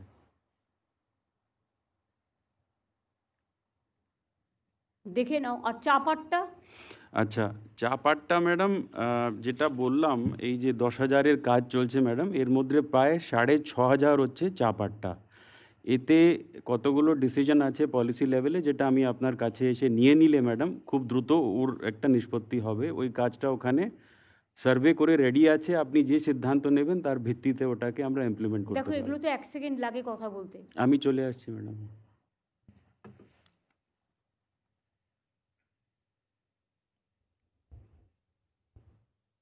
এবার আমি আর ল্যান্ডে আর একটা কথা বলবো, তুমি তো একটা ভালো কাজ করেছিলে, অনেক বিএলআরওকে একসাথে র্যান্ডাম চেঞ্জ করে দিয়েছিলে। এখনও কই একটা সার্ভিলেন্স চলছে যে কারা কারা এখনও ইল্লিগাল জমি মিউটেশন করছে? যে করবে সে রিটায়ার করে গেলেও কিন্তু আমি ছাড়বো না। ম্যাডাম খুব স্ট্রং মেসেজ গিয়েছে আমাদের ওই প্রায় 750 জনকে ম্যাডাম দুটো আমরা খেপে ট্রান্সফার করেছি। আর ট্রান্সফারের বাদেও একেবারে চিহ্নিত করে কয়েকজনের যেটা বলে মানে এনফোর্সমেন্ট অ্যাকশন আর কি, মানে একজনকে তো কম্পালসারি রিটায়ারমেন্টেরও আপনার অনুমোদনের জন্য আমরা মানে অনুমোদন পেয়ে গেছি। মানে 3 বার ম্যাডাম ওর বিরুদ্ধে ডিপি হয়েছে এবং বারবার করে সে কিন্তু ভুল করেই যাচ্ছে আর কি। ভুল করছে না, ইচ্ছা করে টাকা কামাচ্ছে। তাদের বিরুদ্ধে এফআইআর কেন হবে না? হয়েছে তাদের অ্যারেস্ট করাও, ম্যাডাম অ্যারেস্ট করে পুলিশ অ্যাকশন নিক, তবে তো হবে। সেটা হচ্ছে ম্যাডাম, এবং আমরা প্রায় 50 জনের এমন ডিপির একটা তালিকা তৈরি করেছি, সেটাও খুব দ্রুত যাতে ডিপি শেষ করে দিয়ে তাদের পানিশমেন্ট দিয়ে দেওয়া যায় সে কাজটাও চলছে। আপনার মেসেজটা খুব স্ট্রংলি গিয়েছে যে এইসব মানে কন্ট্রোলে আনতে হবে, চলবে না আর কি। ইল্লিগাল জমি আর যদি কেউ দিয়েছে, আর একটা বলি স্যান্ড পলিসি, মাইনিং পলিসি, কোল পলিসি, আর জয়গাঁও তো তোমরা জানো যে অনেক ডলোমাইটও আছে, যেটা পড়ে আমাদের জয়ন্তী নদীটা বন্ধ হয়ে যায়। সেখানে যদি আমি অফিসিয়ালি টেন্ডার করি, তাহলে লিগাল টেন্ডার করে দিই, তাহলে তো অনেক টাকা আসে গভর্নমেন্টের, এবং জায়গাটাও লিগাল হয়ে যায়, অনেক লোক কাজও পায়। ঠিক সেমভাবে মাছের ভেড়ি, প্রচুর মাছের ভেড়ি আছে, সেই মাছের ভেড়িগুলো কেউ কেউ করে খাচ্ছে। আমি 1 বছর ধরে বলছি এটা। মাছের ভেড়িগুলো, অনেকগুলো ফিশারিজ ডিপার্টমেন্টেরও ভেড়ি আছে, সেই ভেড়িগুলো একত্রিতভাবে ল্যান্ড ডিপার্টমেন্ট একটা পলিসি করবে এবং করে অফিসিয়ালি টেন্ডার করে লিগালি অর্ডার দেবে যে কে চালাবে আর কে চালাবে না, এবং তার জন্য গভর্নমেন্টের কাছে টাকা আসবে। ম্যাডাম মাছের ভেড়ির ক্ষেত্রে বলি, আপনি একটা কমিটি অফ মিনিস্টার্স তৈরি করে দিয়েছিলেন, তো আমরা বিগত মানে 15 দিন আগেই একটা বড় মিটিং করেছি। সেখানে সমস্ত সিদ্ধান্ত আপনি যেগুলি বলেছেন যে একটা সেন্ট্রাল পোর্টাল তৈরি হবে, ফিশারিজ ডিপার্টমেন্ট তৈরি করবে, যেহেতু ফিশারিজ সম্পর্কে জ্ঞান তাদের সবচেয়ে বেশি, আর জেলা স্তরে এই কমিটি এই সেন্ট্রাল পোর্টালের মাধ্যমে সমস্ত নিলাম ইত্যাদি করবে, যাতে সমস্ত তথ্য ইত্যাদি ট্রান্সপারেন্টলি একটা জায়গা থেকে আমরা পর্যবেক্ষণ করতে পারি। সেটা হচ্ছে ফিশারিজের ক্ষেত্রে। আর এর আগে যে আপনি কথা বললেন অ্যাবাউট ল্যান্ড ইত্যাদি ম্যাডাম, ওটাও বলছি যে সেখানেও আমাদের নজর খুব স্ট্রং রয়েছে, এবং যে যে জায়গাতে আমরা মনে করি রেভিনিউ আমাদের লস হতে পারে, লিক হতে পারে, আপনি স্পেসিফিক জিজ্ঞাসা করলেন ওই নদী কাটা মাটি ইত্যাদি। বন্দনা ম্যাডামের সঙ্গে আমার মিটিং হয়েছে ম্যাডাম লাস্ট উইক, এবং আমরা ওদের সঙ্গে তথ্য বিনিময় করেছি যে আমি কোন কোন খাতে কী টাকা পাই, ল্যান্ড রেভিনিউ যেটা আমরা বলি, এবং তারা বিগত 2 বছরে এই যে কর্পোরেশন ম্যাডাম পুরো 5 হেক্টরের উপর যে সমস্ত এই নিলাম করার যে দায়িত্বটা পেল, এই পুরো ডেটা ম্যাডাম ম্যাচ হয়ে গিয়েছে, এবং আমরা চিফ সেক্রেটারিকেও জানিয়েছি আমরা কোন কোন জায়গায় এখন প্লাগ করতে চাইছি। 2-3টে জিনিস বেরিয়ে এসছে। যেমন বলি, ধরুন ম্যাডাম কর্পোরেশন টেন্ডার ডেকে দিয়েছে, খুব সায়েন্টিফিক্যালি কাজ হচ্ছে সবার তদারকিতে ইত্যাদি, কিন্তু মাঝে যে 4-5 মাসখানা প্রায় নদী কাটা বন্ধ করে দিই প্রাকৃতিক কারণের জন্য, তখন ওই সিলভার স্ট্যান্ডটাকে স্ট্যাক করা হয়। ওই স্ট্যাক থেকে এখনও কিছু কিছু লিকেজের ঘটনা ঘটছে, এবং ডিএলএলআরও আমাদের জানিয়েছেন এটাকে বেশি হচ্ছে। হ্যাঁ, 3-4টে জেলা আছে ম্যাডাম, বীরভূম ওর মধ্যে পড়ে। এটা কিভাবে প্লাগ করা যায় প্রযুক্তিকে ইউজ করে, কি কিউআর কোড, কি স্যাটেলাইট ম্যাপিং ইত্যাদি, এটা এই বন্দনার সঙ্গে ম্যাডাম ডিটেল আলোচনা হয়েছে। বিভু গোয়েলও তাতে পার্টিসিপেট করছে। আমরা একটা ব্লুপ্রিন্ট বানিয়ে চিফ সেক্রেটারিকে দেব যে এই পয়েন্টে আমাদের ল্যান্ড রেভিনিউ আরো বাড়বে। রেশমি নেই আজকের মিটিংয়ে? এই রশ্মি, তুমি বিবেকের সাথে বসছো না কেন এটা নিয়ে? হ্যাঁ ম্যাম, আমরা আলোচনা করেছি, এবং আমরা এই যে ক্লিয়ারেন্সেসগুলো সব এক্সপেডিট করছি, গান্ধীও জানে, আমরা সব এক্সপেডিট করে যত তাড়াতাড়ি সম্ভব এগুলো দেখো স্ট্রিমলাইন দিনগুলো করে তো পেরিয়ে দিচ্ছি। যাচ্ছে, আমাদের এখানে ফেস্টিভ্যাল এত বেশি, বাই ইলেকশন আসলেই বলবে 30 জন অফিসার পাঠাও, অন্য স্টেটে ইলেকশন হলেই বলবে 40 জন পাঠাও, তারপরে নিজেদের স্টেটে ইলেকশন আছে, MLA election, MP election, by election, এই করতে করতেই আমাদের অর্ধেক দিন হয়ে যায়, কাজ করার সময় থাকে আমাদের হাতে খুব কম। পলিসি যখন ঠিক হয়ে গেছে তখন তোমরা দুজনে মিলে বসে, তুমি আর বিবেক বসে কেন এটাকে সেটেল করছো না? হ্যাঁ ম্যাম। আমার মনে হয় বিবেক, তুমি নন্দিনী রেশমিকে ডেকে নাও, সিএসও থাকবে সাথে, থেকে এটাকে ইমিডিয়েট সেটেল করো। ঠিক ম্যাম। আর জয়ন্তীটা আমি বললাম তার কারণ আমি অনেক দিন আগে গেছিলাম, দেখে এসেছি, সেই জন্য আমি বললাম ওখানকার মানুষগুলো কাজ পেতে পারে।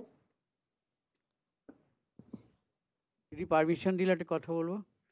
হ্যাঁ, ওই যে গভর্নমেন্টের রেভিনিউ ল্যাস হচ্ছে গ্রাম বাংলায়, কোনোটা 20 একর 15 একর সব সরকারি বিল আছে, খাল আছে, কে বা কারা বিএলআরওর অনুমতি ছাড়াই কোনো রেভিনিউ আদায় হচ্ছে না, গভর্নমেন্টের বিরাট রেভিনিউ লস হচ্ছে, তারা কেউ দখল করছে। আর বিএলআর কাছে গেলে বললাম যে আপনি ফ্লেক্স টাঙিয়ে দিন, যেটা সরকারি বিল, সরকারি নয়নজলি, সরকারি ডোবা কি সরকারি খাল, এ দিয়ে সরকারের বহু আয় লস হচ্ছে। এটা যদি দয়া করে একবার দেখেন আমার ভালো হয়। বর্ধমানের ডিএম কে আছেন? আয়েশা।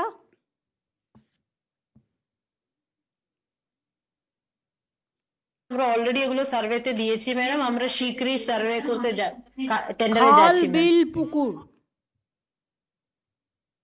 বালি, স্যান্ড, মাটি, খাল বিল বোঝো তো? হ্যাঁ ম্যাম। গেছিল। ভালো করে ফিল্ড সার্ভে করে ধরে নাও, এবং গভর্নমেন্টের টাকা গভর্নমেন্ট পাবে। বিএলআরও যদি নেগলিজেন্স করে লিস্ট আমাদের পাঠাবে, আমরা চেঞ্জ করে দেবো।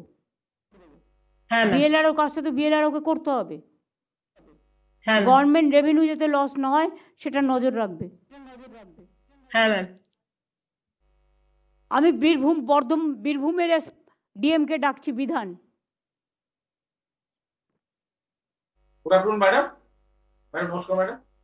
তোমার ওখানে যে গতিতে কাজ তুমি শুরু করেছিলে, হঠাৎ এমন কি হলো যে বালি সবচেয়ে বেশি পাচার ওখানে হচ্ছে? এমনকি দেউচা পাঁচমিতেও কেউ কেউ কি করছে তোমাকে আর বলছি না, তুমি জানো, আমিও জানি, সিএমও জানে সবটা, এই সিএসও জানে সবটা। কার ইঙ্গিতে, কার অর্ডারে এসব হচ্ছে? বীরভূম নিয়ে আমরা আগে যতটা খুশি ছিলাম, এখন কিন্তু আমরা ততটা খুশি নই। যেখানে লিকেজ হচ্ছে, আমি তোমার সময় দিচ্ছি, 7 দিনের মধ্যে এগুলোকে রিকভারি করো। যখন তোমরা 5 মিনিট 5 মিনিট জমি নিলে, খাপছাড়া কেন নিয়েছো? কেন কন্টিগুইটিটা দেখে নাওনি? উৎপাদনের আগে মনে রাখতে হবে contiguity is a main factor. আর ওখানে যেন যারা বঞ্চিত হয়েছে বিকজ একটা গ্রাম থেকে নিয়েছো, একটা গ্রাম থেকে নাওনি, বাদ পড়েছে, তারা ভাবছে তাহলে আমরা পাবো না। কন্টিগুইটি মেনটেন করো, এবং যে কমিটি তোমাদের প্রথম থেকে হেল্প করতো তাদের নিয়ে সিএস যেভাবে বলবে সেইভাবে কাজটা করো। এটা কোনো নেতার কথায় কাজ হবে না, আমার কথাতেও হবে না। গভর্নমেন্ট রেভিনিউ কেউ নিয়ে চলে যাবে, আর তোমরা আঙুল গুটিয়ে বসে থাকবে, এটা আমি কিন্তু টলারেট করব না। বীরভূমে কিন্তু আমাদের নেতাদের কথা এটা হচ্ছে না, সরি আমি বলতে বাধ্য হচ্ছি। ওখান থেকে সমস্ত বিজেপি ফান্ডে টাকা যাচ্ছে। আমি চাই না কোনো পলিটিক্যাল ফান্ডে যাক, তৃণমূলেরও যাওয়ার দরকার নেই, বিজেপিরও যাওয়ার দরকার নেই, সিপিএমেরও যাওয়ার দরকার নেই। মানুষের কাজ মানুষ পাবে। তুমি সেখানে তোমার দায়িত্ব অস্বীকার করতে পারো না। You are the district magistrate of the district and your SP. কিছু আইসিও যা ইচ্ছে তাই করে বেড়াচ্ছে। কী করছে দুবরাজপুরের আইসি, সিউড়ির আইসি, মোহাম্মদ বাজারের আইসি? তোমরা কি ভাবো যে আমার নলেজে কিছু নেই? আমি এখান থেকে বসে সব খবর রাখি। কাজে আমার হাত থেকে মানুষের জন্য কাজ না করলে আমি কিন্তু তাকে রেয়াত করি না। ভালো করে দেখে নাও, আমি তোমার 7 দিন টাইম দিলাম। কালকে মনোজ সিএসকে পাঠাচ্ছি আমি। এবার আমি হেলথ ডিপার্টমেন্টকে ডাকবো। Madam, yes madam. চন্দ্রিমা, বলো তো হেলথের ব্যাপারে তোমার কি অভিমত? দিদি, এমনি তো হেলথ ডিপার্টমেন্টে আপনার যা যা আপনি নির্দেশ দেন সেগুলো ইনফ্রাস্ট্রাকচার লেভেলে সেগুলো খুব ভালোই সেটাকে ইমপ্লিমেন্ট করতে করে, কিন্তু ইন্টারনালি যেখানে সব বসে আছে যারা তারা সবসময় যে সব কাজ সঠিকভাবে করে, তারা মানে নিচের স্তর থেকে নিয়ে বলছি আমি, সেটাকে আরও একটু কন্ট্রোলের মধ্যে রাখা। আর মেডিকেল সার্ভিস কর্পোরেশন, সেখানেও কিন্তু আরও তারাই তো বেশিরভাগ এইগুলো করে, মানে যেগুলো আপনি ইনফ্রাস্ট্রাকচারাল যেগুলো করে সেটাকেও আরও স্ট্রং করা। আমি তাতে আমি আছি। তুমি তোমার পছন্দ মতো লোক নাও যারা তোমায় হেল্প করবে, এটা অফিসার নাও। আপনি নির্দেশ দিলে সেটাই করব না, তুমি রিসাপেল করো। ঠিক আছে, ঠিক আছে। মেডিকেলে রেফারেল এখনো কেন হচ্ছে? ম্যাডাম, মেডিকেলে আগে 7% মতো রেফারেল ছিল, এখন অনেক কমে 3%-এর কাছে। 3% কেন হবে? ম্যাডাম, আমরা 3% যারা করছে তাদের বলো বাড়িতে ঘুমোতে। Yes madam. বলো কাজ করতে হবে না, ঘুমোন আপনি। Yes madam. পারফরমেন্স রিভিউ করো। Yes madam. সেন্ট্রাল গভর্নমেন্ট 47 জনকে তাড়িয়ে দিয়েছে, দেখেছো তো? আমরা কাউকে তাড়াই না বলে এটা নয় যে আমরা নজর রাখছি না। ম্যাডাম, আপনি ডিটেল আমরা কিন্তু ভুয়ো চিকিৎসা করেছে যারা। Yes madam. স্বাস্থ্য সাথীতে। Yes madam. কি অ্যাকশন নিয়েছো? ম্যাডাম, অলরেডি একজন তো আমি শুনেছি একটা অপারেশন 3টে হসপিটালে দেখিয়েছে। ইয়েস ম্যাডাম, আমরা অলরেডি শোকজ করে ডিসিপ্লিনারি প্রসিডিংসগুলো করা হচ্ছে কয়েকটা লোকের, কিন্তু নামগুলো তো আমাদের জানাবে, let the people should know. Yes madam. 3টে কেস দেখিয়েছে, একটা অ্যাপেন্ডিক্স অপারেশন করেছে 3 জায়গায়, একই সময়ে, একই নামে, একই দিনে। ইয়েস ম্যাডাম, আমরা কয়েকটা কেসগুলো ধরেছি, কয়েকটা নার্সিং হোম বন্ধ হয়েছে, কয়েকটা ডক্টরদের এগেনস্টে ম্যাডাম অ্যাকশন হয়েছে। আমি ডিটেল লিস্টটা পাঠাচ্ছি ম্যাডাম।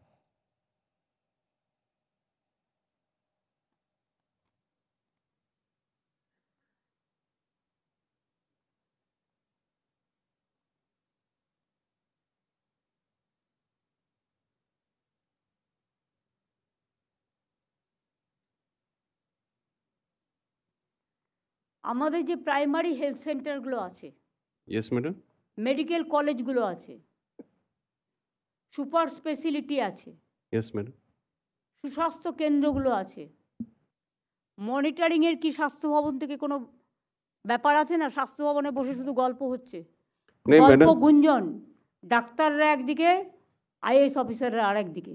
না ম্যাডাম, আমরা পুরো স্বাস্থ্য ভবন থেকে সিনিয়র অফিসার্স আর অল ডিপ্লয়েড ইনক্লুডিং মি, আমরা কিন্তু ম্যাডাম যাই, ফিল্ডে যাই, সুস্বাস্থ্য কেন্দ্র থেকে নিয়ে মেডিকেল কলেজ অবধি প্রত্যেকটি কাজের কিন্তু মনিটর করা হয়। আমাদের খুব সুন্দর একটা কম্পিউটারাইজ সিস্টেম দিও, কোন ডক্টর কত অপারেশন করলো, কত ছানি। আমি ওটা বলছি না, আমি primary level, primary health centre.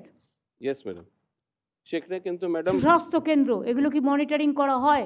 Yes madam, ওগুলো সব করা হয়, আরো জোরদার করতে হবে, কিন্তু ম্যাডাম করা হয়। আমরা প্রত্যেকটি সুস্বাস্থ্য কেন্দ্র অবধি কিন্তু আমাদের কি সিস্টেমে করো একটু জানিয়ে তো। চন্দ্রিমা, তুমি দেখে নিয়ে আমায় বলো তো। ইয়েস ম্যাডাম, আমাদের কিন্তু প্রত্যেকটি সুস্বাস্থ্য কেন্দ্রে কোন দিনে কত ফুটফল হলো, কোন রোগী দাওয়া নিল, পুরো তথ্য কিন্তু থাকে, সেটাকে আমরা মনিটর করি। ফিল্ডে গিয়ে মানুষের সাথেও কথা হয়।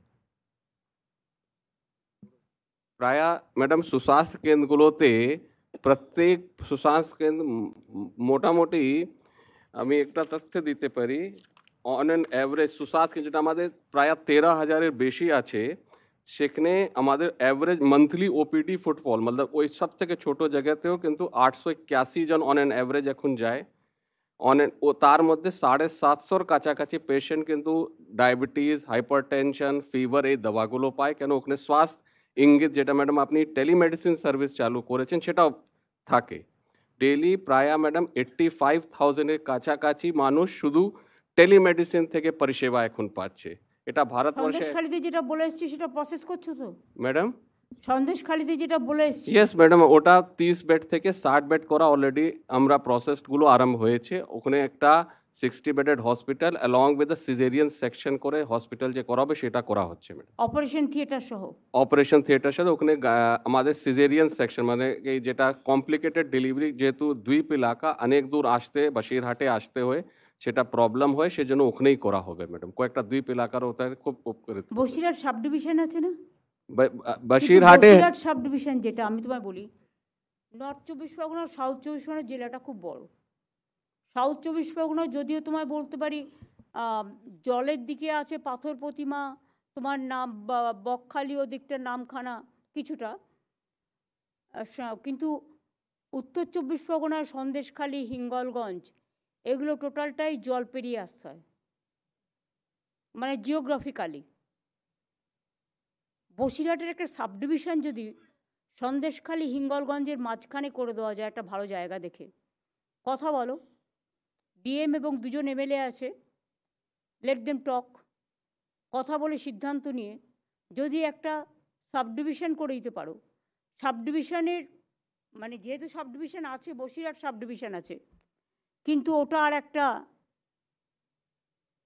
কো সাব ডিভিশন টাইপের করে দিতে পারো, তাহলে ওদের কিন্তু বসিরহাটে আসতে অনেক খরচা হয়, অনেক কষ্টও হয়, এটা ওদের পক্ষে অনেক সুবিধে হতে পারে।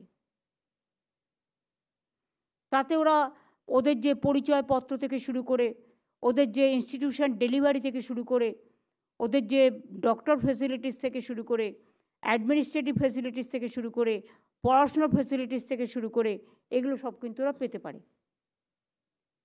আরেকটা তুমি দেখে নাও পাঠানখালীর ওদিকটা, যেটা হচ্ছে তোমার পাথর প্রতিমা আর এর মাঝখানে পড়বে, পাথর প্রতিমা গোসাবা, এই দুটোকে কেন্দ্র করে same method should be applied to their also, কারণ ওদেরও জল পেরিয়ে আসতে অনেক দূরে দূরে জায়গা।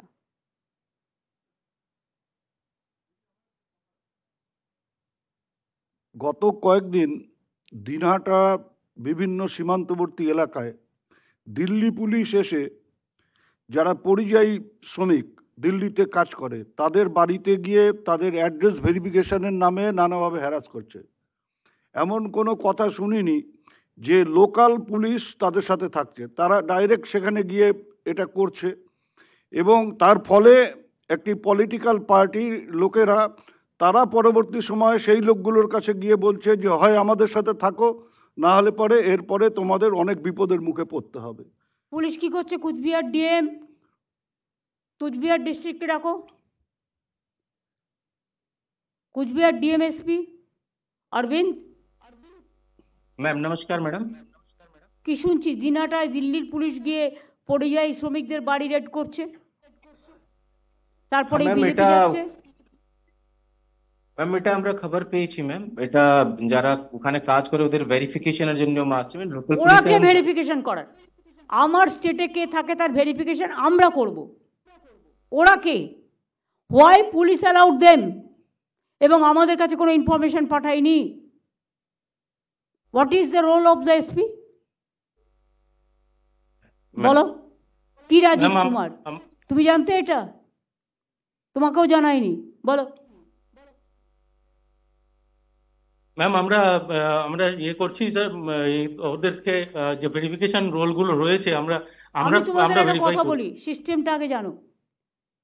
কোনো আউটসাইডার পুলিশ আসতে গেলে লোকাল পুলিশের পারমিশন নিতে হয় এবং লোকাল পুলিশকে থাকতে হয়, সেটাও চুরি ডাকাতির কেসে। এখানে কোন পরিযায়ী শ্রমিক আছে তার ভেরিফিকেশন দিল্লি পুলিশ করতে পারে না। It is not to be done, it is not allowed. আমি অল ডিস্ট্রিক্টকে বলছি, please take care, it is not allowed. তোমার কর্তব্য ছিল তোমার ডিজিকে জানানোর, তুমি সেটা কেন জানাওনি? যদি কোনো চোর ধরতে আসে বা ডাকাত ধরতে আসে, সেখানেও পারমিশন নেবে প্রথমে স্টেট পুলিশের থেকে, স্টেট পারমিশন দেবে লোকাল পুলিশকে, তারপরে লোকাল পুলিশ সাথে থেকে অপারেশনটা করবে। এটা মাথায় রেখো, দিস ইজ দ্য সিস্টেম। তোমরা বিএসএফকে খিচুড়ি খাওয়াচ্ছ, তো দিল্লি পুলিশকে বিরিয়ানি খাওয়াচ্ছ, আর রাজ্যটাকে রসাতলে পাঠাচ্ছ। এটা হবে না, এটা হতে পারে না। রাজীব কুমারকে বলবো টু টেক কেয়ার, অ্যান্ড সিএসকেও। যা ইচ্ছে হয়েছে কী করছে তোমার ডিআইবি? কে ডিআইবি ওখানে? আইবি কে দেখে? কে দেখে আইবি? এসপি নিজে আইবি দেখে? এসপি নিজেই তো চুপচাপ বসে আছে। এরম করলে এসপি হওয়া যায় না। পুলিশকে গটগট করে চলতে হবে, বন্দুক চালিয়ে নয়। কাজ জানতে হবে, লটা জানতে হবে, সাবজেক্টটা জানতে হবে, তবে তাকে এসপি করে পাঠাবে, তার আগে এসপি করে পাঠাবে না।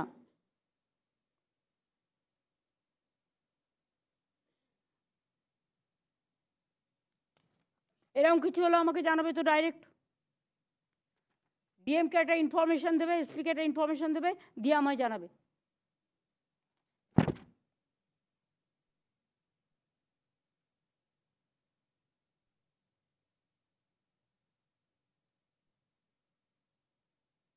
আমি সিএসকে বলবো যে আমাদের বন্দনা এখানে আছে, রাজেশও আছে, এমএসএমই সেক্টরে আমরা কর্মসংস্থান তৈরিতে নাম্বার 1, আইটি সেক্টরও ভালো চলছে, এবং আমাদের অনেকগুলো বিগ ইন্ডাস্ট্রিও আসছে।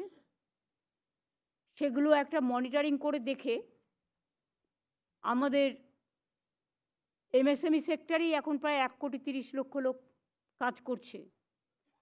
ট্যুরিজমেও অনেকে কাজ পাচ্ছেন, কিন্তু প্রবলেম হচ্ছে কোন ডিপার্টমেন্ট কাকে দিয়ে কাজ করাচ্ছেন বা নতুন করে কর্মসৃষ্টি করছেন সেটা কিন্তু আমাদের জানাচ্ছেন না, ফলে আমরা জানতে পারছি না।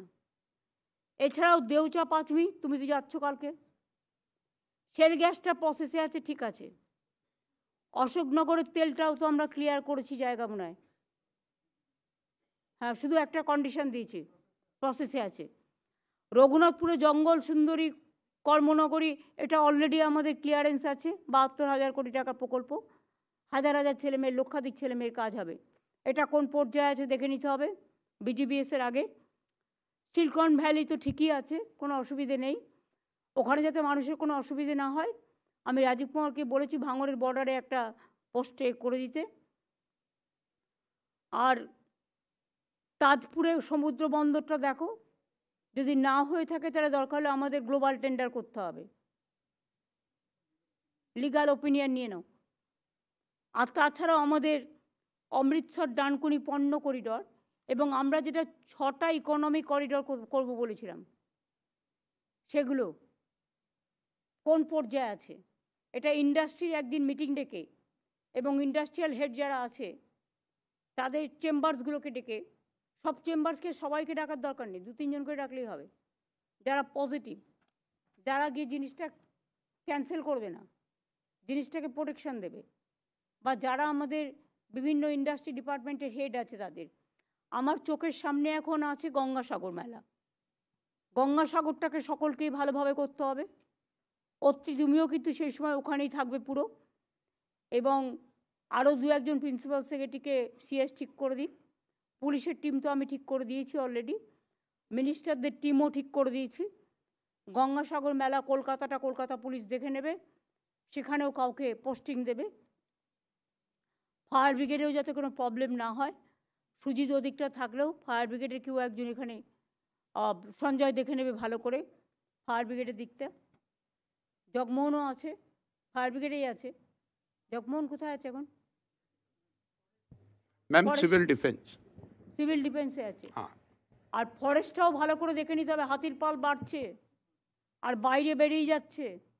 মনোজ আগরওয়াল, ফরেস্টটাকে টেক কেয়ার করতে হবে ভালো করে।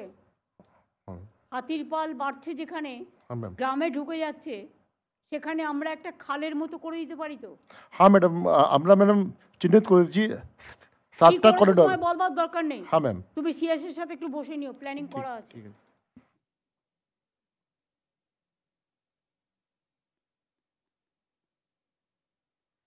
এমপ্লয়মেন্ট অ্যাকচুয়ালি আমাদের কতটা ক্রিয়েশন হয়েছে, কতটা ক্রিয়েট হতে যাচ্ছে এই নতুন শিল্পগুলো গড়ার পরে। তাছাড়াও শালবনীতে আমাদের একটা কেস মনে হয় কোর্টে পড়ে আছে, সেটা নিয়ে বিবেক তুমি আমার কাছে আজকে একবার আসবে, একটু কথা বলে নেব। তাছাড়াও আমাদের শেল গ্যাসের কেসটা মনে হয় ক্লিয়ার আছে, আর ইকোনমিক করিডোরগুলো নিয়ে দেখতে হবে। আইটির আর কোনো প্রজেক্ট পড়ে আছে বাবুল? আইটির আর কোনো প্রজেক্ট পড়ে আছে নিউ? না দিদি, মোটামুটি যেগুলো যেগুলো ছিল সব কটার ফলো আপ হচ্ছে। একটা খালি একটা 50-এর জায়গা রয়েছে যেটা কাজ এখনও শুরু হয়নি, সেটা আমরা কথা বলছি রিলায়েন্সের। ওইটা একমাত্র আমরা একটা মানে জায়গায় পৌঁছতে পারিনি, বাকি সব কিন্তু যা যা মোটামুটি আমাদের আছে সেগুলো হচ্ছে। আর ইনফোসিসের চারদিকের ইনফ্রাস্ট্রাকচার যেটা ছিল সেটাও করে দেওয়া হয়েছে। উইপ্রো আর টিসিএসও ভিজিট করে ওরা যা যা নতুন নতুন চাইছে সেগুলো করে দেওয়া হচ্ছে in coordination with KMC. CAB একটা জায়গা নিয়েছিল খেলনগরীতে, যেটা হচ্ছে ডুমুরজলায়। ডুমুরজলায় তো এমনিতে আমি অ্যাস্ট্রো ট্যাপ দেখে এসেছি, আমি ভালোভাবে মাঠগুলো তৈরি হয়েছে জায়গাগুলো। সিএবি জায়গাটা চাইছে একটা স্টেডিয়াম করার জন্য, ওদের জন্য তো জায়গাটা রাখা হয়েছে। এটা কি হিটকোর আন্ডারে আছে দিবেদি? হ্যাঁ, ওটা ওই ইটকো ছিল, ওখান থেকে ওরা এখন হাওড়া মিউনিসিপ্যাল কর্পোরেশনকে দিয়ে দিয়েছে। কেন দিয়েছো ডুমুরজলাটা হাওড়া মিউনিসিপ্যাল কর্পোরেশনকে দিয়েছো? হ্যাঁ, তার একটা কারণ, ওখানে একটা জয়েন্ট মিটিং হয়েছিল। না না না না না না না না না না, ডুমুরজলাটা তোমাদের আন্ডারে নিয়ে নাও। ওরা পারবে না, কারণ ওখানে খেলনগরী, ওখানে নানা রকম খেলাধুলা হবে। সিএবি স্টেডিয়াম হলে ওখানেও পুলিশ প্রোটেকশন থেকে শুরু করে সব কিছু। ওটা হাওড়া এক পাশে, ডুমুরজলার একদম নবান্নর পাশে হবে না, ওটা হিটকোর কাছেই রেখে দাও। It should be transfer to হিটকো। সিএস ক্যাবিনেট মিটিংয়ে করে নাও এটা। ম্যাডাম আপনার পারমিশন পেলে একটা জিনিস অ্যাজ এ মানে হিটকোর ব্যাপার, ওই খেলনগরীর ব্যাপারে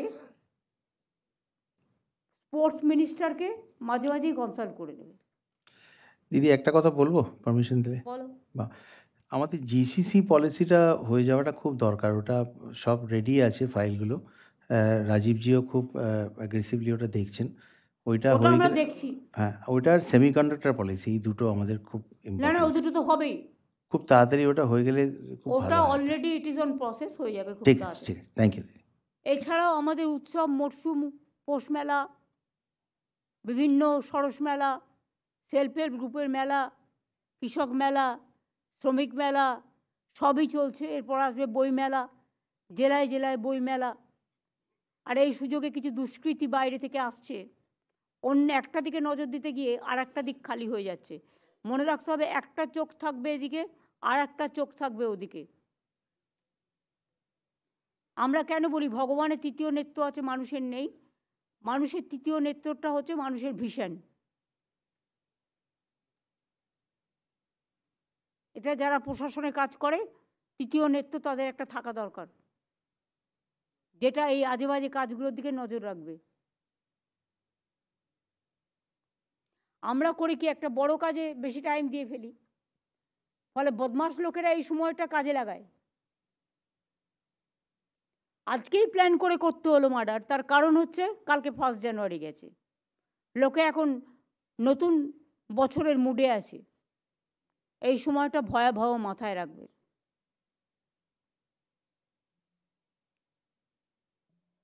তেইশে জানুয়ারি আছে আমাদের, 12ই জানুয়ারি স্বামী বিবেকানন্দের যে জন্মদিবস সব জায়গায় পালিত হবে।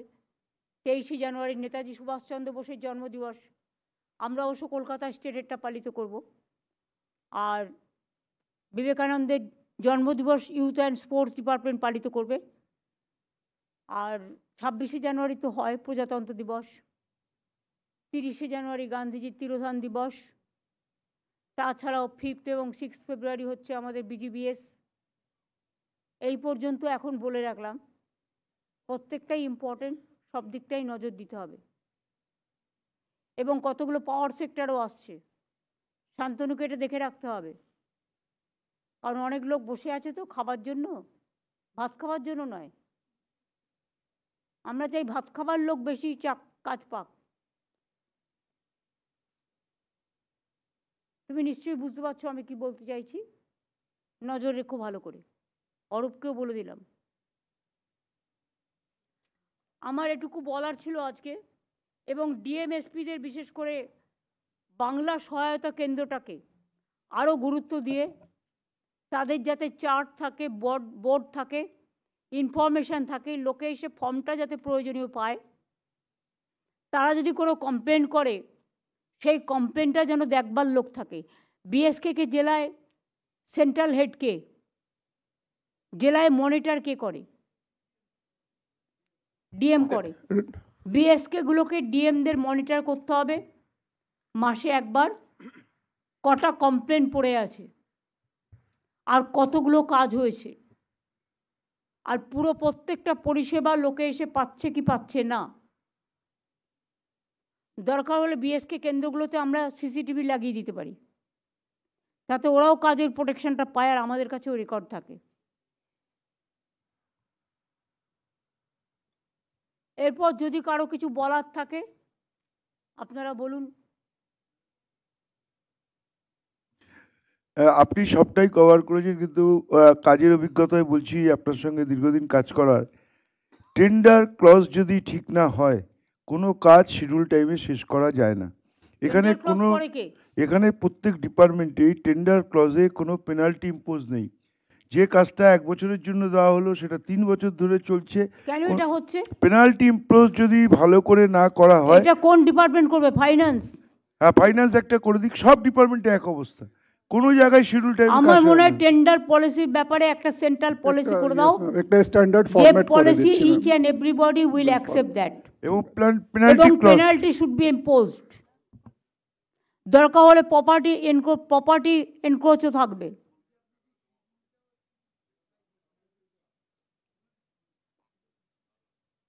দিদি একটা কথা বলবো, একটা একদম অন্য বিষয়, যেটা অরূপ বললো ওইটা নিয়েই, যেটা হলো আমি অন্তত ট্যুরিজম দপ্তরে থেকে যতটুকু দেখতে পাচ্ছি, যেটা হচ্ছে একটা তো বললো এই টেন্ডার ক্লজ, আরেকটা হলো মারাত্মক লেসে 15%, 20%, 25%-এ, মানে এমনকি 30-35%-এ এমন ভেন্ডার চলে আসছে। তাদের যেহেতু অনলাইন হচ্ছে, there is no clause to stop them, কিন্তু যদি কেউ 30%ও করুক, কিন্তু ফিনান্স থেকে এমন একটা কিছু একটা বের করুক, ওই 30% টাকা খালি ব্যাংক গ্যারান্টি ব্যাংকের সঙ্গে ওরা করে ওই টাকা জমা করতে হবে। অনলাইনের যেমন সুবিধেও আছে অসুবিধেও আছে, যে কোনো লোক ফ্রডও অ্যাপ্লাই করতে পারে। তুমি ফিল্ড ভেরিফিকেশন ছাড়া how do you allow that? না দিদি, আরো হলো অথেন্টিসিটি কি আছে? না, অনেকে কি হলো কাজ ডিস্টার্ব করার জন্য 30% লেসে ঢুকছে, কাজ করতে পারছে না। 100 টাকার কাজ 70 টাকায় কোনোভাবেই সম্ভব না। কিনছে, কিন্তু তারপরে কাজ সেই মেটেরিয়াল দিচ্ছে, কাজ হচ্ছে না। তোমাকে তো কোয়ালিটি দেখতে হবে, টেন্ডার ক্লজে ক্রেডিবিলিটি, কোয়ালিটি। কারণ ফিনান্সের নিয়মই আছে 5% অবধি কোনো অসুবিধা নেই, কিন্তু 5%-এর ওপর যদি হয় সেই টাকাটা ব্যাংক গ্যারান্টি না, অন্য একটা কোনো প্রসেসে they should deposit to the department, যাতে কাজ না করলে ওই টাকা দিয়ে আমরা কাজ কমপ্লিট করতে পারি। সরকারকে ডিপোজিট করতে, হ্যাঁ, দপ্তরকে দিক, আমরা দপ্তর তো ফিনান্সকেই পাঠিয়ে দেবো। আচ্ছা, এটা ডিপার্টমেন্টের একটা শাখা থাকবে। হ্যাঁ, আইজিআর ডাইরেক্টরেটও আমি চেঞ্জ করতে বলেছি ল্যান্ড ভ্যালু নিয়ে, যার জন্য আমি কয়েকটা ফাইল আটকেও দিয়েছি। এই জন্যই কাজগুলো নিম্নমানের হচ্ছে, টাইমে হচ্ছে না। আর এটা হচ্ছে ফাইন্যান্সেরই একটা সেলে এটা জমা হবে, একটা অ্যাকাউন্টে, আলাদা অ্যাকাউন্ট থাকবে। রিসেন্টলি হুগলিতে 62% লেসে দিতে হয়েছে, 62। মানে নেবার জন্য আসছে, এসে আর কাজটা করছে না, জায়গাটা দখল করে পালিয়ে যাচ্ছে। এই ক্ষেত্রে ম্যাম আমি একটা কথা বলবো, অনলাইনও যেমন আছে অফলাইনও রাখো, প্রভিশন দুটোই রাখো। First you see the credibility and quality এবং কাজ করার অভিজ্ঞতা, আগে সে কোথাও কাজ করেছে কিনা, সে কাজ করার জন্য তৈরি কিনা, না শুধুমাত্র টেন্ডার পেয়ে সেই টেন্ডারটাকে সাব টেন্ডারে দিয়ে দিচ্ছে, যেটা not allowed at all. Sub টেন্ডারে দিয়ে দিচ্ছে, এটা মাথায় রেখো। এটা আর একটা করাপশন, টেন্ডার করাপশনের নামে করছে। আমি বললাম সাংবাদিকরা আবার অন্য রকম লিখবে, এটা ডিপার্টমেন্টের করাপশন নয়। তুমি ভালোর জন্য নিচ্ছ এই টেন্ডারে, কিন্তু এই টেন্ডারকে ঘিরে কিছু মাফিয়া তারা নিজেদের স্বার্থে গভর্নমেন্টকে মিসইউজ করছে।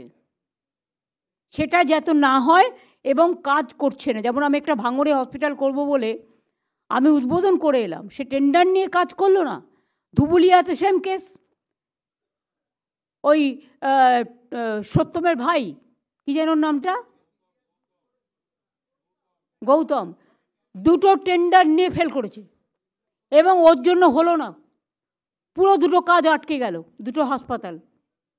অথচ 4-5 বছর পুরো ঝুলিয়ে রাখলো। ওই ঝুলিয়ে রাখা হবে না, গভর্নমেন্টকে ঝুলিয়ে রাখতে হবে। সেই জায়গা বেরো করো, কাজের জন্য কোনো কম্প্রোমাইজ চলবে না, নো কম্প্রোমাইজ। দিদি আমি একটি কথা বলো। বলছি এই ক্রিকেটে যেরকম মানে টিকিট নিয়ে বেটিং চলে, আলু তো ঠিক এরকম একটা সিস্টেম আছে, এটাকে ভোটিং মার্কেট বলে। এটা মূলত কলকাতার দিকে যে আলুগুলো আছে সেই মার্কেটগুলো করে, সেটা হচ্ছে মেমারি, কালনা, বুলবুলিতলা বলে কালনার একটা জায়গা আছে, আমাদের হুগলির বংচি, ভান্ডারহাটি, ধনিয়াখালী, তারকেশ্বর। এরা মনোপলি রেট ঠিক করে, কালকের আলুর রেট কি হবে আজকে সন্ধ্যাবেলা বসে ঠিক করে নেয়। এই ওই চক্র ভাঙবে, ওই চক্র সিএস সাহেব এবং ডিজি সাহেবকেও আমরা দিয়েছি, বুঝলেন। দেখে নাও, এটা করলে আর কলকাতায় কোনোদিন রেটের ব্যাপারে সমস্যা হবে না, অ্যাকশন নিলে। চক্র সরকার চালাবে না, সরকার চলবে, চালাবে না, না, চক্রটাকে ভাঙতে হবে আর কি। সেটাই তো বলছি, চক্র চালাবে না সরকার চালাবে, মানে এটা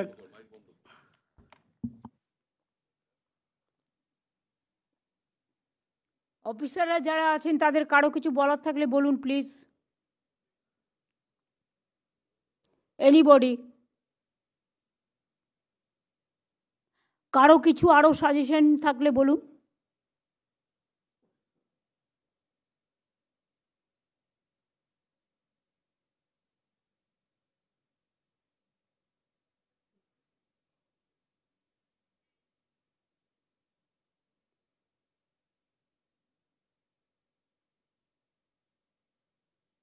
তাহলে আপনারা ভালো করে কাজ করুন, এটাই আপনাদের কাছে প্রত্যাশা সাধারণ মানুষের। আমাকে ছেড়ে দিন, আমি আর কি, আমি তো একজন সাধারণ মানুষ, আমি সাধারণ মানুষের জন্য কাজ করি।